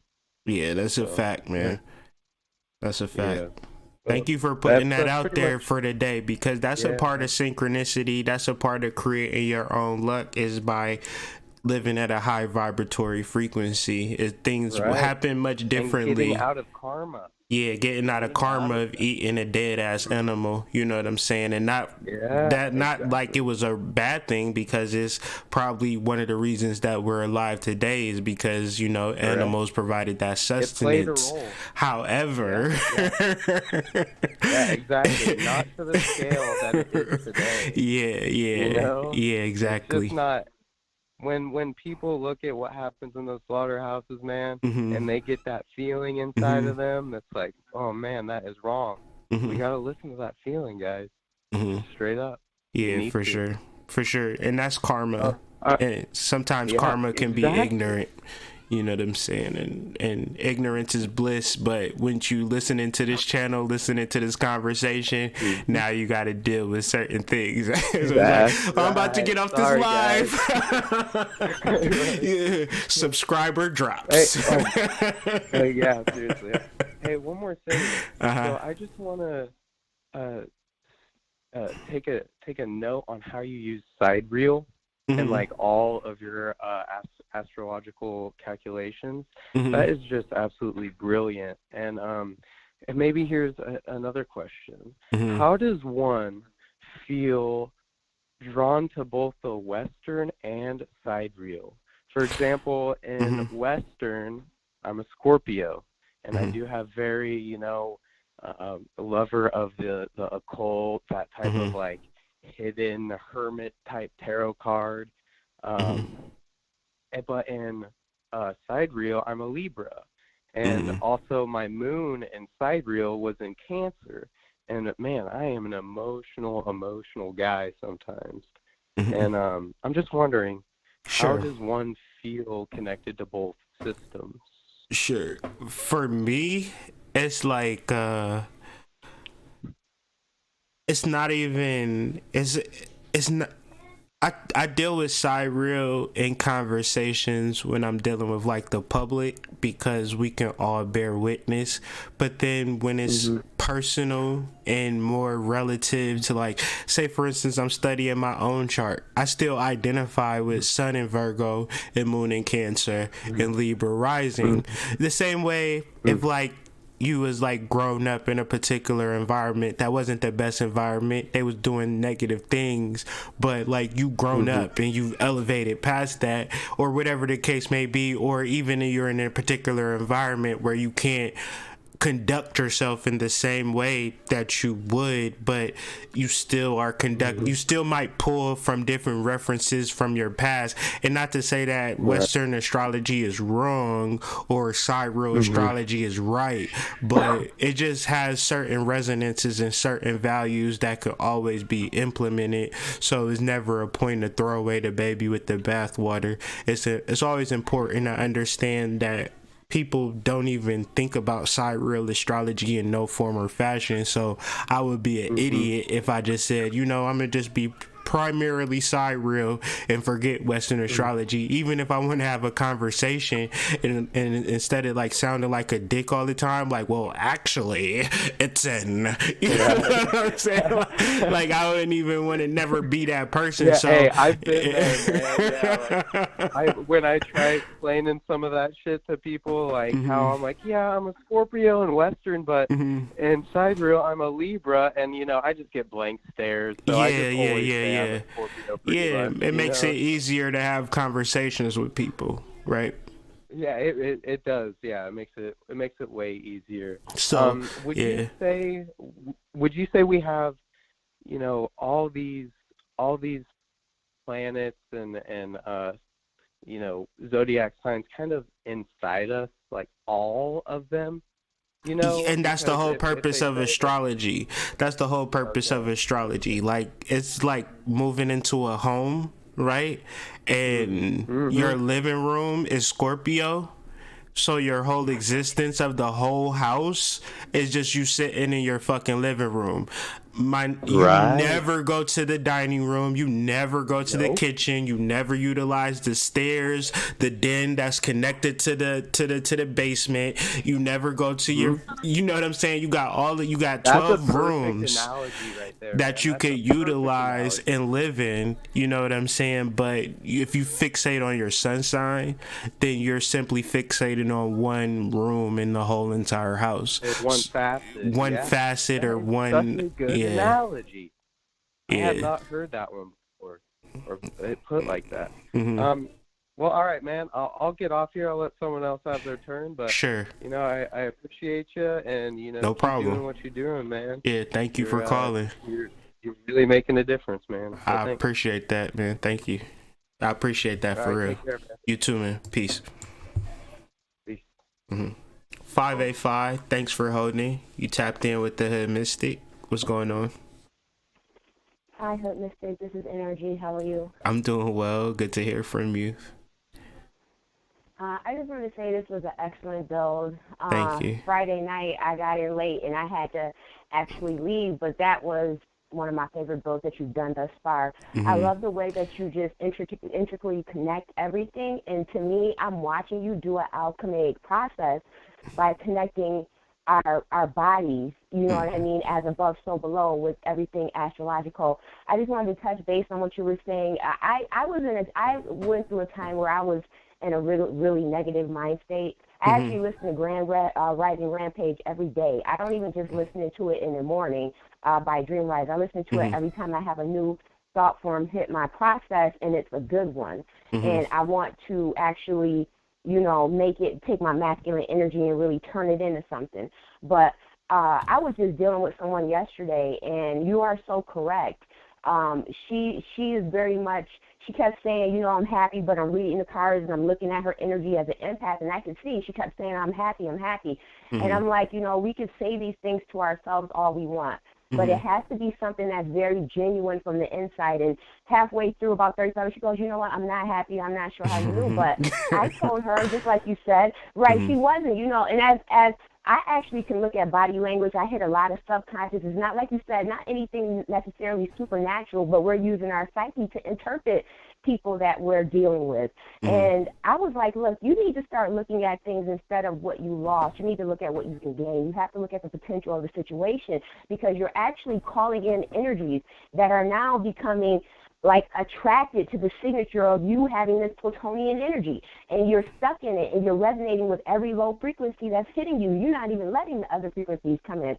So I wanted to say, excellent. I bow to you for that one. And I wanted to say, I hope that you do another one about, so-called demonic energy, because honestly, there's a whole misconception about that energy and how it can be used to better us. And like you were saying, in antiquity, that was your genius. I actually got a lot of channeled messages for you, and I'm going to email you, because I was like, how dare you? I was like, how dare you want to give Hood Mystic some messages? But it is what it is. I need them. I got some. I think you do, because we're Libra. It's just like the young man who called in before, he was talking about the void. He's not filling the void up right now he's resonating with too much stuff that matters not.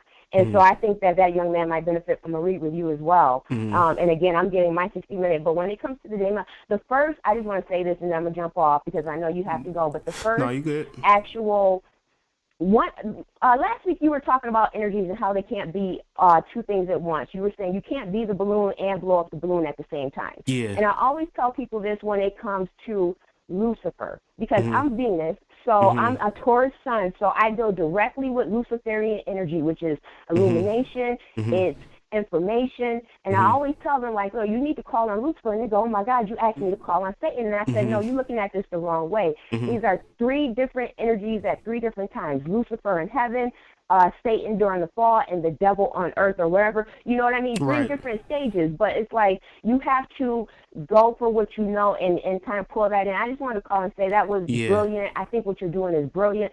And I don't even know if people can see that this is a pattern that you're setting up. It's an alchemical process, because as above, so below. A lot of people are, they don't realize we have a bank here and we have a spiritual bank there. And when you do things like you take in that negative energy, you're constantly, like I used to do, forgive people for walking all over you because I was too much in my empathic state, and I just wanted to please everybody with those Libra and Gemini characteristics. And I was emptying my esoteric bank. People don't understand, like, you have to replace that. You can't constantly forgive. You can accept the apology, but when you forgive, you're forgiving a debt. So be careful what you forgive. I'm not saying that that means that you can't have any friends, and you know, I'm gonna just leave it at that. I'm gonna email you. I still would like my hour chart read, and we will talk. Yeah, for sure. Peace and love to the chat. Please keep doing what you're doing. I admire you. I lost Mama Mystic's number. She helped me out with some things. I think I had told her I was getting hit. But, you know, I definitely have some messages for you. Sure. When you send me the email, I'll just reply with my number, and you could give her a call or whatever like that. Okay? Yeah. All right. Okay, I'll be waiting on that email. For doing this. I hate to even ask this, but I want to know what you're going to talk about tomorrow already. So I'm gonna wait. I'm gonna wait for that community. So I'm gonna tell you right now. We dealing more or less with like spiritual practices based upon Mars conjunct K2, and I just gotta do some more research. I had a powerful share with a young lady. I think she's on the chat. I am just being, and she kind of opened my eyes to some things, and then like, cause when I woke up, we had a conversation about seeing things, and I was like, sometimes people, because they see it and then they tell you that they see it, now you can see it too. You understand what I'm saying? So I literally woke up to seeing things that I've never saw in the sky, and I was just like, oh my God, like this woman like really just kind of like really helped me to see, like really see. So it's just one of those things, and she sent me a lot of stuff that I gotta kind of look over and examine. But yeah, we in the spiritual practice. Have you ever seen a documentary called What the Bleep Do You Know? Have you ever seen that documentary? I heard about it, never seen it. Probably I'm gonna watch it though, since you said it. Watch that. I think you should watch that tonight. Yeah. It's gonna actually help you with your build. You can get that, and you can get it free at the library. And so I think that's wonderful. And another thing I want to say before I go is this is what people don't understand when they deal with so-called demonic, and I hate that. It's such a derogatory term. But my name is NRG Demon, but people say Daemon. But what it is that what you have to understand, when you approach these people, when you approach these entities, they are out doing their own shit. You're calling them into you to do you a favor. And a lot of things, because it's been infiltrated, we do it in a very derogatory way. We bring them in, we trap them. And this is from me doing this for like 8 years. So you're supposed to trap them in something, you make them do what you want them to do, and then you send them about their way. You have to have respect for these energies. You know what I mean? And if you have a fear, then it's going to manifest as a fear, because they really don't want to be doing this shit. And that's like somebody calling hood mystic. You out with your wife, you out with the kids, you having ice cream. You do your hood mystic thing, but you don't want to do. You need a downtime. And I just call you hood mystic. I want my read right now. You got to come right now. I'm going to trap you in this circle. You have to look at these energies like that. And when it comes to Lucifer, what I understood, when I understood, this is another thing you might want to be careful with me. I was very immature when I started doing this 10 years ago. I don't want to say immature, but I didn't realize I had to be careful about the other energies around me and what their spiritual state is. So that's being a magician or someone who practices magic. You have to make sure that you do it with thoughtfulness. You might be ready for Luciferian energy, but Mama Mystic might not. And when that energy comes around, it might impact everybody in the house. I'm sure this is what you know, but for the people out there who might not know, but when he comes to tell you energy, and I think this is why people think of it as demonic, so I always recommend go watch Hood Mystic's interpretation of Lilith. People interpret it as demonic because you might say, damn, I want to know if Mama Mystic cheating on me. Or me. I want to know if my husband cheating on me. He's going to come and say, yep, he's cheating on you at this hotel. He's doing it just like this. They're not even using protection. He's going to tell you whatever you want to hear. and it's going to be right and exact. But how you take the information, now am I going to go kill him? Which most people might, because they get into the emotion of the humanity of it. We get caught in the current of emotion. The other brother was saying he was like, don't ask questions you don't want the answer double to. water. Exactly, that's what I'm saying. And the answer is not going to be just because you want it, but it's always right and exact, because it's going to bring chaos. And now that you know, you can say, hey, I'm going to go kill him, or B, am I going to go say, hey, what's going on? I know that you're cheating on me. I either want to work this out or I don't. You know what I mean? But I need you to give me A, B, C. And if you can't, then I have to leave the relationship. You know, we don't handle things that might. We get into our passions, into our waters. We dive deep to Scorpio. But anyway, again, thank you so much. Looking forward to the next build. And I appreciate you. No problem. I'll see you tomorrow. And make sure you give me that email, okay? Okay, what the bleep do we know? Yeah, Check what that the bleep out. do we know? I'm going to watch that too. Thank you. Yeah, because it actually goes exactly into what you were saying. It talks about how when the ships were coming to America, the Indians didn't realize it because they had never seen a ship before.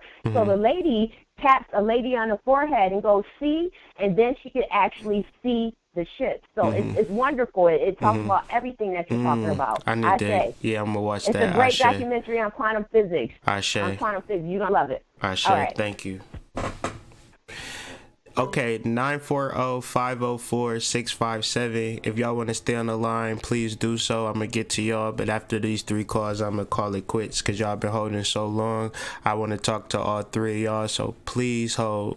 But let's start with 940. You tapped in with the Hood Mystic. What's going on? 940. Oh, yeah, what's good, man? What's good? This Lamar? Chilling. Yes, sir. What's good, baby? Chilling, man. Chilling. Yo, I'm glad to see you back on in the morning. You know what I mean? I tapped into you like 2 years ago. For all of the new callers, man, like after that first reading, you know, it should catalyze a lot of, I guess, pent-up energy that I had, you know what I'm saying, as far as where I was going in life. So, yeah, man, and the synchronicities have continued to be there, man. It's always, you know, even just little interactions, man, little things, man, you know what I'm saying, the energy comes through in a clutch. Yeah. I got to get out as well. I had to put in some, you know, I had to push my time to go back into work. I was like, I just felt compelled to call in this morning, you know what I'm saying, and I was like, well, no doubt, man, no doubt. I support you however I can, whenever I can, you know what I'm saying? I appreciate that. But, always, man. Nah, man, I it's just real quick. I just wanted some outside perspective and just a tap that I can't get right now. You know what I'm saying? Like, I got a decision to make today to get me up out of this situation. I'm up against a roach, you know what I'm saying? And, you know, I've identified that I'm face to face. Basically, I just want to make the decision on this job and whether to take it or not. I don't want to, you know, self-sabotage it, you know what I'm saying, and project the same shit that I've been experiencing for like the past 10 years, you know what I mean? But also, too, to get me out of the situation I've been in for like the last 3 or 4 years, you know what I mean? And it was something where it seemed like it was sweet on paper, but then, you know, intuition and senses kick in, and then it gets to the point where sometimes that intuition and those senses can become influenced by, you know, the negative patterns of self-thinking, you know what I'm saying? True. And so I got to that point, and I was just like, you know, I was meditating, I did a couple of little rituals, I did a couple up things, a couple down things, and I just want to make sure that I'm making that right decision. So just a simple, you know, I guess, eagle-eye view, you know what I mean? Sure. From someone outside of myself. Sure. And so the thing of it now is like getting into a space of doing things that feel good and following the intuition of feeling good versus going into something that you know is not going to feel good and living with those consequences of perpetuating the lack of positive feelings. It could be somewhat masochistic if I'm looking at it correctly. So it's like, do you want to subdue to particular strenuous activities and negative environments, or do you want to go to somewhere positive and something that's going to be positive in your life? And being positive and positive things don't come with security, knowing, and affirmations like, Lamar, this is a good situation. This is a great situation. It comes like on the whim. It comes in being free. It comes in kind of following your intuition and kind of making sure that you are taken care of on the emotional level. So the things that you look for in security and finances, you'll never really find. So it's kind of like your intuition, like, you're doing the same thing over and over again looking for the same results, when the reality is possibly that you could be somewhat a little bit more freer and loose. That's just what I'm picking up, and I, of course I give it up to you in making like the best decision for you. But it seems as though you might be going towards a lockdown situation that's not going to feel good 3 months from now, and you probably know that. Right on. All right. So it's just a matter of figuring this situation out and getting me up out of the darkness that I'm already in. You know what I'm saying? Right. But yeah, that was it, man. That makes sense.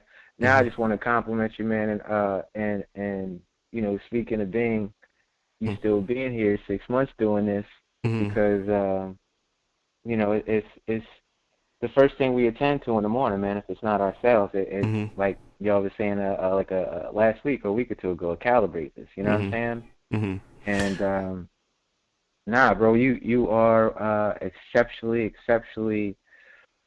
crucial part of the collective. You know what I mean?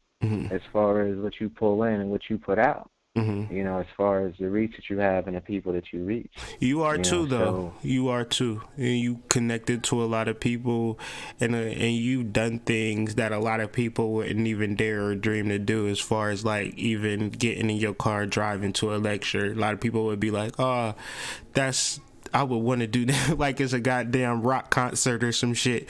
But you should give yourself a lot of credit for being a connector and a mover and shaker, and never not reach out to people, never not, you know what I'm saying, give yourself the credit that you need and develop and formulate your relationships, because that's a key. That's a superpower, that a lot of people might look at you and be envious of or wish they could be more like. That resonate. Yeah, man, I'm starting to feel I got some dust in here, bro. Some of these allergies are starting to pick up. And well, that made you cry, man. Nah, I'm gratitude, bro. Gratitude. I'm just saying, it's just real life. Right, definitely. I ain't gonna keep you. I know you gotta go, and there's other two. I want to keep it short, succinct. I appreciate you. I love you. Love you too, my bro. Heart. You know what I'm saying? And keep doing what you're doing, bro. I will too, Lamar. Right. You have a good day, bro. Yes, sir. You too. All right, peace.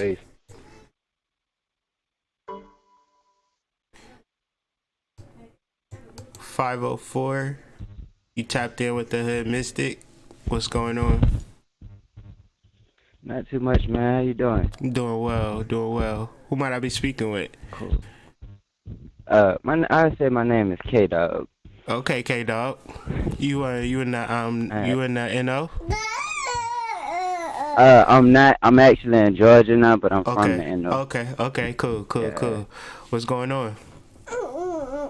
Man, not too much. First off, I appreciate what you're doing. Most definitely. Your information is insightful and very helpful. Thank you. You're welcome. I do have I guess I got a question more, so I'm just about to talk to you. Sure. I got like a lot of, I guess I would say, chaotic being energy in me, and from a young age I've had a lot of rage, like an extreme amount of rage. Like, if you can imagine a Super Saiyan, turning into himself, almost to that level. I can't say that I display that, because I don't display that, unless the situation was to come to that. But I just have like a lot of rage and anger in me, and I feel it's very misplaced. And I deal with people, some situations that I may have or conversations they may not go the greatest. And like I say, I don't display the amount of rage and chaotic energy that I feel is in me, but it's there. And it's like, you get told you should work on your anger, you should work on, of course, how you communicate with people and stuff like that. But I've always felt like I kind of need to keep it there to an extent, because when it needs to come, it needs to come. I know, like not too long ago, I was at my brother got killed, like 3 years ago. And that I was on a really good spiritual path before then, and once that happened, it's like a hammer came down on my life and just smashed everything and just twisted it around, and it threw me off my spiritual path and where I was, the direction I was headed in. And that situation that still looms with me on a personal level and stuff like that. And then I guess after that, I kind of got to a better state, some not really better state, but an okay state some years later. And I was working, things were starting to go good, and I started dealing with this chick, and she was a beautiful girl. People didn't really, it's like she made enemies unknowingly, and then it started to rub off on me. So people started to dislike me on the strength of her, and a lot of chaos came into my life. I ended up cheating on her. I felt like I was the person. I cheated on her with my son's mom, and I felt guilty for it and all of that stuff. But I felt like the times I would go to my son's mom, I felt compelled to do it. It's like I was pulled. It was like I would try to deny it, and I'd be pulled for days, and then finally I'd go over there, and then I would be like, okay, I feel like I did what my soul was supposed to do. But it's a lot of things in me that I feel strongly about that people disagree that I shouldn't do or don't need to do, or that I don't even speak on. So I know I said a lot, but if you kind of could just give me what you could give me. Sure. So it really sounds like you carrying a lot of the weight of like a Baron Samedi energy, and that Baron Samedi energy is a mythology that is a easy mythology for you to kind of live out if you understood it. And the reality of a Baron Samedi archetype is that he has a wife, but he also has many other lovers, and he also has a relationship with the dead energy. So the frustration that you deal with particular dead energy might be a realization that you accepting death, when it's really much of like a transition and more of like graveyard magic and things of that nature, and rituals and things of that nature, which is your strong suit. Like your chaotic energy got to express itself in the darkness, in ritual, in magic, because or else it's not going to be able to. It ain't like you just going. It ain't never going to be a situation where you just walk up and you just like and it's going to be cool. It's never going to be a situation like that. You always going to be looked at as like a weirdo, crazy motherfucker. But when you in the darkness of the cemetery and you doing your magic and you working with the graveyard spirits, then that's when your chaos magic is really working in a particular fashion. It's working with the ancestors. It's communicating with the ancestors, listening to the ancestors, speaking to the ancestors in a matter-of-fact way.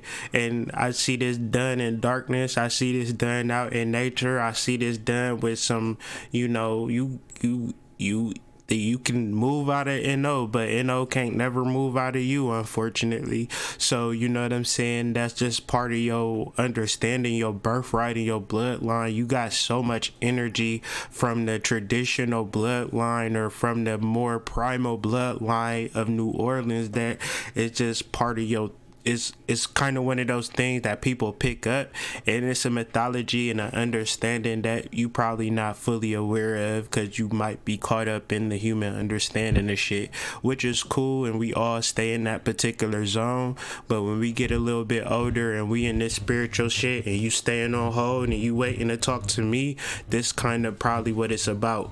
You know, your mythology probably is more important than your humanity if you got this far. You know what I'm saying? You've been holding for a while now. Definitely. That sounds accurate that you say that. You know, I just rolled past a graveyard like before on my way here listening to you. I was like, man, I feel I need to walk through the graveyard. You know, different stuff like that, and you know, even with just the chaotic energy in me. I feel it's supposed to be there, but people do think I'm about crazy, so I'm a little quiet, you know, and reserved. And, you know, I'm a Pisces, but I got a Scorpio moon and an Aries rising. So I be trying to chill, but it still be like, man, it's too much energy residing in your bones to fucking chill, my dog.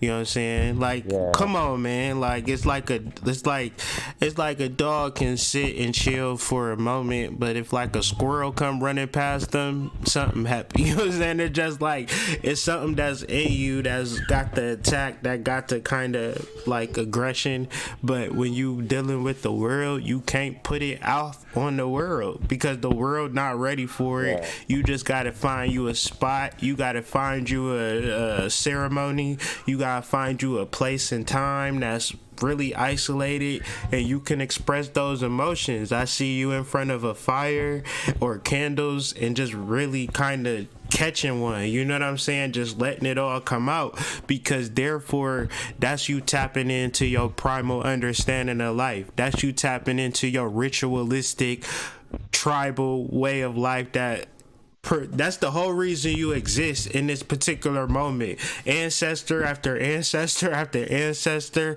they had to get by or thrive in a society based upon ritual. So you being a motherfucking vessel or a continuation of a ritualistic way of life, if shit don't work out in a ritualistic way of form, shit gonna be confusing. You gonna be frustrated out here, bro.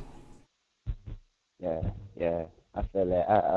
I'm not gonna keep you like everybody been saying, but even with the humanistic aspect, I was talking to somebody yesterday. I was like, man, you know, the seeing things from a human perspective, like that's bullshit. You know, it's so much more understanding that we have once we understand we're not humans and we see things out of the human perspective. But everybody be like, man, no, you're a human, you got emotions, you got this and that. But once I get out of that shit and I be like, man, fuck all the humanity. Even a girl I cheated with, I'm like, man, I love you, I rock with you. I need you to see it from a non-human perspective. You know, just because I did that with her doesn't mean I love you any less. Just because I'm not with her doesn't mean I love her any less. You know, it just was something I felt I needed to do. They don't have it. That's Baron Samedi and Brigitte. They got a relationship like that. Okay. How do you spell that? I'm Baron, Baron, and it's spelled many different ways, but the best way I think is Samedi. Okay. Yeah, I'm a definitely research him, man. Yeah. I'm gonna stay on my magic. You know, I was on it, my rituals, candles, graveyard magic, all of that stuff, but I was like, nah, I felt like I said, some stuff just started happening. I'm like, am I bringing not bad karma on myself? Because I understand, you know, karma is kind of what you accept and what you bring to yourself. When you first started talking, I don't mean to interrupt you, but this is the thing that I picked up when you first started talking, is that you empathic, meaning whatever environment that you surround yourself in, you pick up those vibrations and those thoughts. And it's really crazy because you think a lot of thoughts that's not your own, and you hold particular vibrations that's not your own. So when you reference purging and becoming like having a almost consistent religious way of fasting and purging because you're so empathic and you pick up shit that's not your own, if you're not having a practice of purging and dealing with this energy, a lot of your shit is not even your own shit. So I wanted to, that was the first thing that I initially thought once you started talking. So you know what I'm saying? Do you resonate with being empathic? Yeah, I am very empathic. Yeah, so if you are very empathic, you gotta really cleanse your aura. One of the things that you can do right now is get you a fresh coconut, poke 3 holes in it, and then stand in the shower and put that over your crown chakra. Do that immediately, you feel me? Cleanse your aura if you haven't cleansed it recently, because you just picking up so many thoughts right now that's not even your fucking own. You feel me? They not even your thoughts. You know what I'm saying? Imagine you going through a whole bunch of turmoil that don't got shit to do with you right now, if that makes sense. For real, yeah, that makes sense. Yeah, man, I'm gonna do that. I'm gonna holler at you on a offline too. And, sure. Sure. We could work out and build a relationship. Yeah, for sure, man. For sure. It's always love with people from the NO, because that's my home, ancestral, like Detroit and New Orleans, that's my ancestral home. So I got a kindred, fond spirit with people from the just the conversation and the spirituality. And I like to hear people be like, oh, people in New Orleans, they don't even be on this spiritual shit. And I just be like, it's natural to them, but you like they don't gotta fucking be doing all of this extra shit, because like the same way as we talking, that's the way that they is with the voodoo. Okay, so it's always a point in time, a point in contention to have a conversation. So yeah, reach out, please. Yeah, definitely, I'm gonna do that. No doubt. All right, man. Well, hold it down, dog. I appreciate it. No problem, man. I appreciate you for calling in, man, and reach out, please. All right, no problem. All right, K-Dog. You too, man. Peace out. Last but not least, man, 657. You tapped in with the Hood Mystic. Who might I be speaking with? Peace and power, Brotherhood Mystic. This is Rashaman. Can you hear me? Yes, man. How are you, Rashaman? I am so fantastic. How are you? I'm doing well, doing really good. Good Monday. Great Monday, rather. Fantastic Monday. Well, I'm really happy to be talking to you. First off, I just want to say, I really appreciate everything that you do. I don't know if you remember, but I sent you a comment not too long ago where I was staying in my car. And I was just speaking on your videos were keeping me my state of mind at bay. You know what I mean? You were keeping me balanced, and so I really just want to thank you from the bottom of my heart, for real. What's the situation now? It's cool. Okay, cool. That's good to hear. Yeah.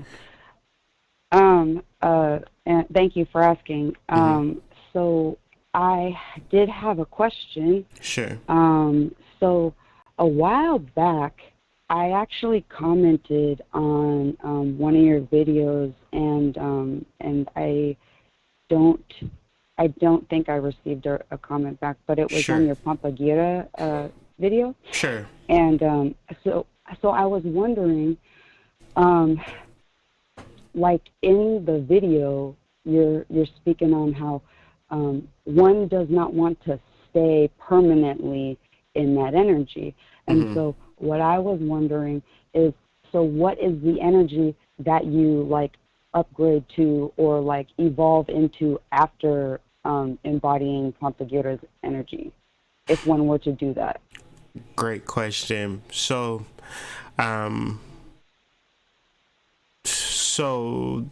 Pampagira represents a liminal space, and sometimes where people are really, really down and out, right? They have no money, they have nothing, you know what I'm saying? They'll do anything for money, you know what I'm saying? And that's not a place where people want to be, but sometimes you're just in that position, right? And when you're in that position, your amount of shame and the things that you would do for particular money is kind of reduced. But you know, you might get an opportunity that in all normal stances might be degrading or really, you know, toxic or whatever, but you're not even thinking about that shit because you're at such a deprived state that you can only see the other side of it, which probably is like a financial thing or whatever the case may be. And it's not necessarily centered on the finances, it's just possibly that I could better my situation, right? So overall, you turn to Pambagera when you need her, right? You don't turn to Pambagera because it's a fad or you want to do these certain things, because to do certain things on a daily basis would, you know, destroy you unless you're not really necessarily built for that. So the idea is to use it as a liminal deity. And what does it progress you to? It progresses you to a point in space where you can move forward and not look back. Hopefully, you know what I'm saying? Like so you never get into those particular situations. It should be a realm of humbling and a realm of advancement. But overall, say for instance, you take particular prompts from Pambagera. She's teaching you how to be enterprising. So generally what you might do on a lower level, you could still do at a higher level. So it might introduce you into doing things, and I'm just speaking kind of in code because it could be a variety of different ways that Pambagera speaks to you, but you could take what you're doing at a lower level and take it to a higher level, whereas incorporating spiritual motifs and spiritual modalities and do a more holistic version and still incorporate sexual energy into whatever you're doing. And that could just even be as a male clerk. I'm a just be way sexy when I go to work as the male clerk today. You know what I'm saying? You just incorporate in your sexual energy and your normal ways of being, and that's how you can always stay in Pambagera energy. But if you relying on Pambagera solely, like as a no, sorry, not you personally, but when a person is, it's like you never want to stay reliant on that particular. I mean, you could, and people that do that pray to Pambagera religiously, but they're professionally doing that, and they're okay with professionally living a life of Pambagera worship. You know what I'm saying? So it's just more of like understanding it either as a liminal deity or understanding it as a full-time deity. Like, I'm perfectly fine with this, I love this, and I want to do this forever. Pambagera is my patron saint, and that's a whole, like, it just depends on you. So I kind of rant and raved a lot. So, but let me know what you think.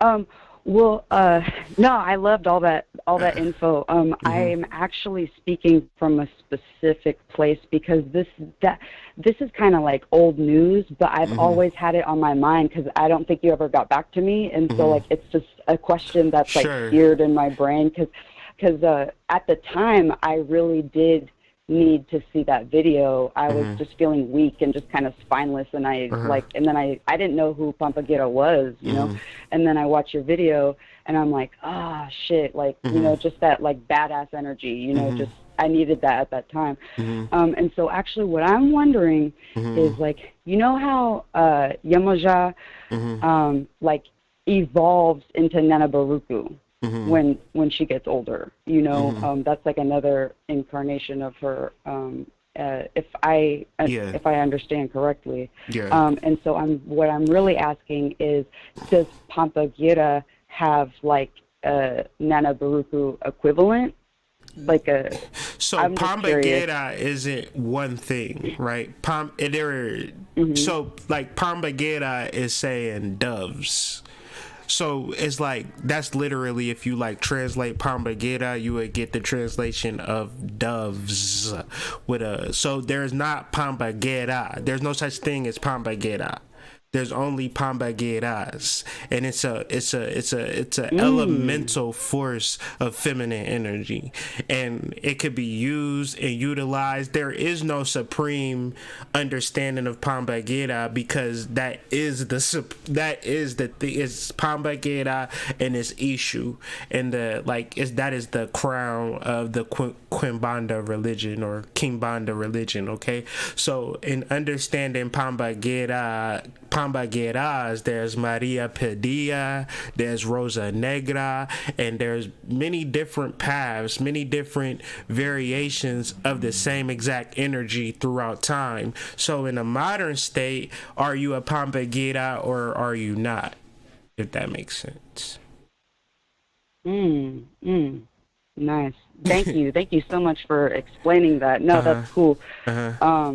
I really enjoy all the info. I just got two more things to ask you. No, go ahead. Well, actually, they're not even questions. To King Ace, I was really feeling what he was. I really identified with what he was talking about. Like, from my understanding of what I perceived, what he was talking about. And where he was coming from, and I just really felt for him. And I don't know if he's still listening, but bismuth, the element, the stone, I don't know what it would be considered, because it comes in rainbow, like titanium, but that is not how it originally comes.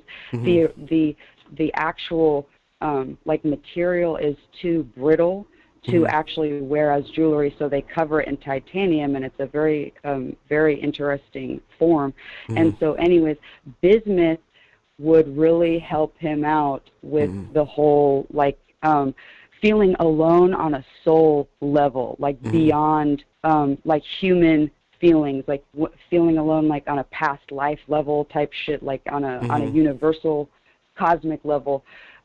Bismuth really helps with not only protection, but also helping you heal that past life loneliness. I definitely felt for him, if I understood him correctly, where he was coming from. I definitely felt where he was coming from. So I hope he hears this at some point. Sure.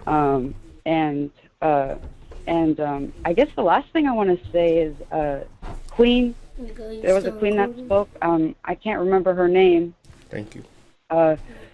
But because I'm actually just going to end with this. I don't really have any more questions other than I really appreciate you, and you're awesome, and I love you. Love you too. Man, I cannot tell you how you helped me for real. But anyways, I don't want to get all emotional. You good? But so Queen, I don't hear many people on your show speaking on the Bible, on Scripture very much, and I've actually never been a Christian myself, and so this is actually kind of interesting. Randomly, before you came on, I have never had I've studied many religions, and I've never had an urge to study Christianity or the Bible or anything. And randomly, for no fucking reason, excuse my French, pretty much right before you went on, I got the notification. A certain phrase, a certain parable, I don't know. Anyways, in the Bible has just been on my mind, and something was learn how to write it in Aramaic, learn how it's written, get the original, saying, and basically, thus the last ones will be the first ones, and the first ones the last ones.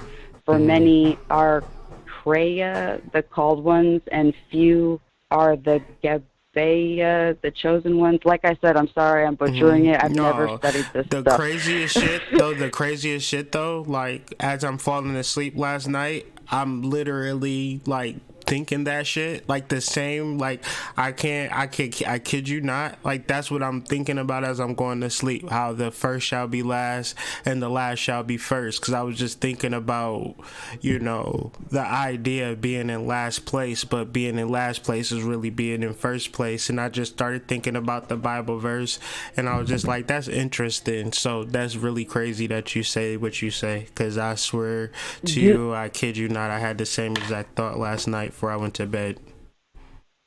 Ew. Okay. So get this. I'm like drawing. It's weird saying writing because it feels like drawing to me, but I'm writing in Aramaic for the first time ever. Never done this shit before. It's coming out pretty perfect. This exact statement.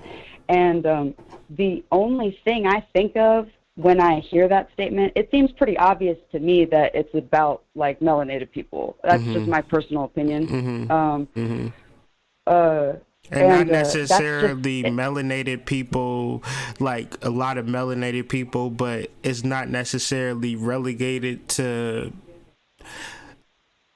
it's not just something that's just going to happen. It's more or less of a psychic, spiritual representation of that concept, because that's like a soul race. Yes, a soul race of individuals that might consist of variety of different types of races, because it's a lot of people throughout the planet that are getting nothing but hell. You understand what I'm saying? And because of that hell that they experiencing, because of that hell that they experiencing, that's like the pressure being on a diamond, right? Or a piece of coal, and that coal now turning into a diamond, and it's creating this soul race. So it is melanated people, but some melanated people don't have a fucking clue, excuse my language, you know what I'm saying? They wouldn't know spirit if you threw it up in their face and did, you know, the hammer dance, they'd still be lost. So it's just to a point of like, it ain't necessarily melanin within itself, you know what I'm saying? It's a neuromelanin, it's a more spiritual pressure that you kind of been going through. It's kind of like being Jason Bourne. You know what I'm saying? It's a different vibration. Like, I had a whole bunch of people against me. You understand? Even know. Don't even know, man. In this life, I was put in a Caucasian vessel, and it's been weird. It's been a weird life. I'm gonna be honest with you. So I have nothing more to say other than thank you. And yeah, because it don't have nothing to do talk with... to you some other time. You know, you sound tired. No. I don't want to keep you, man. But yeah, when like that's why I really felt for King Ace, man. That brother, I was like, business, do the business. I know, I don't know exactly, but I felt, I was just like, I feel like I know what it feels like to be like fucking lost. Like shit doesn't make sense. This doesn't make sense. What the fuck? Anyways, yeah. But thank you. I love you, man. Thank you so much.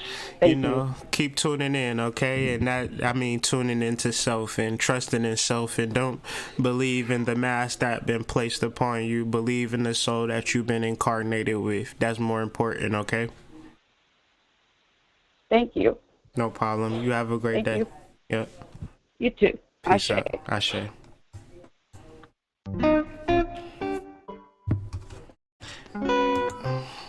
Yeah, that's it.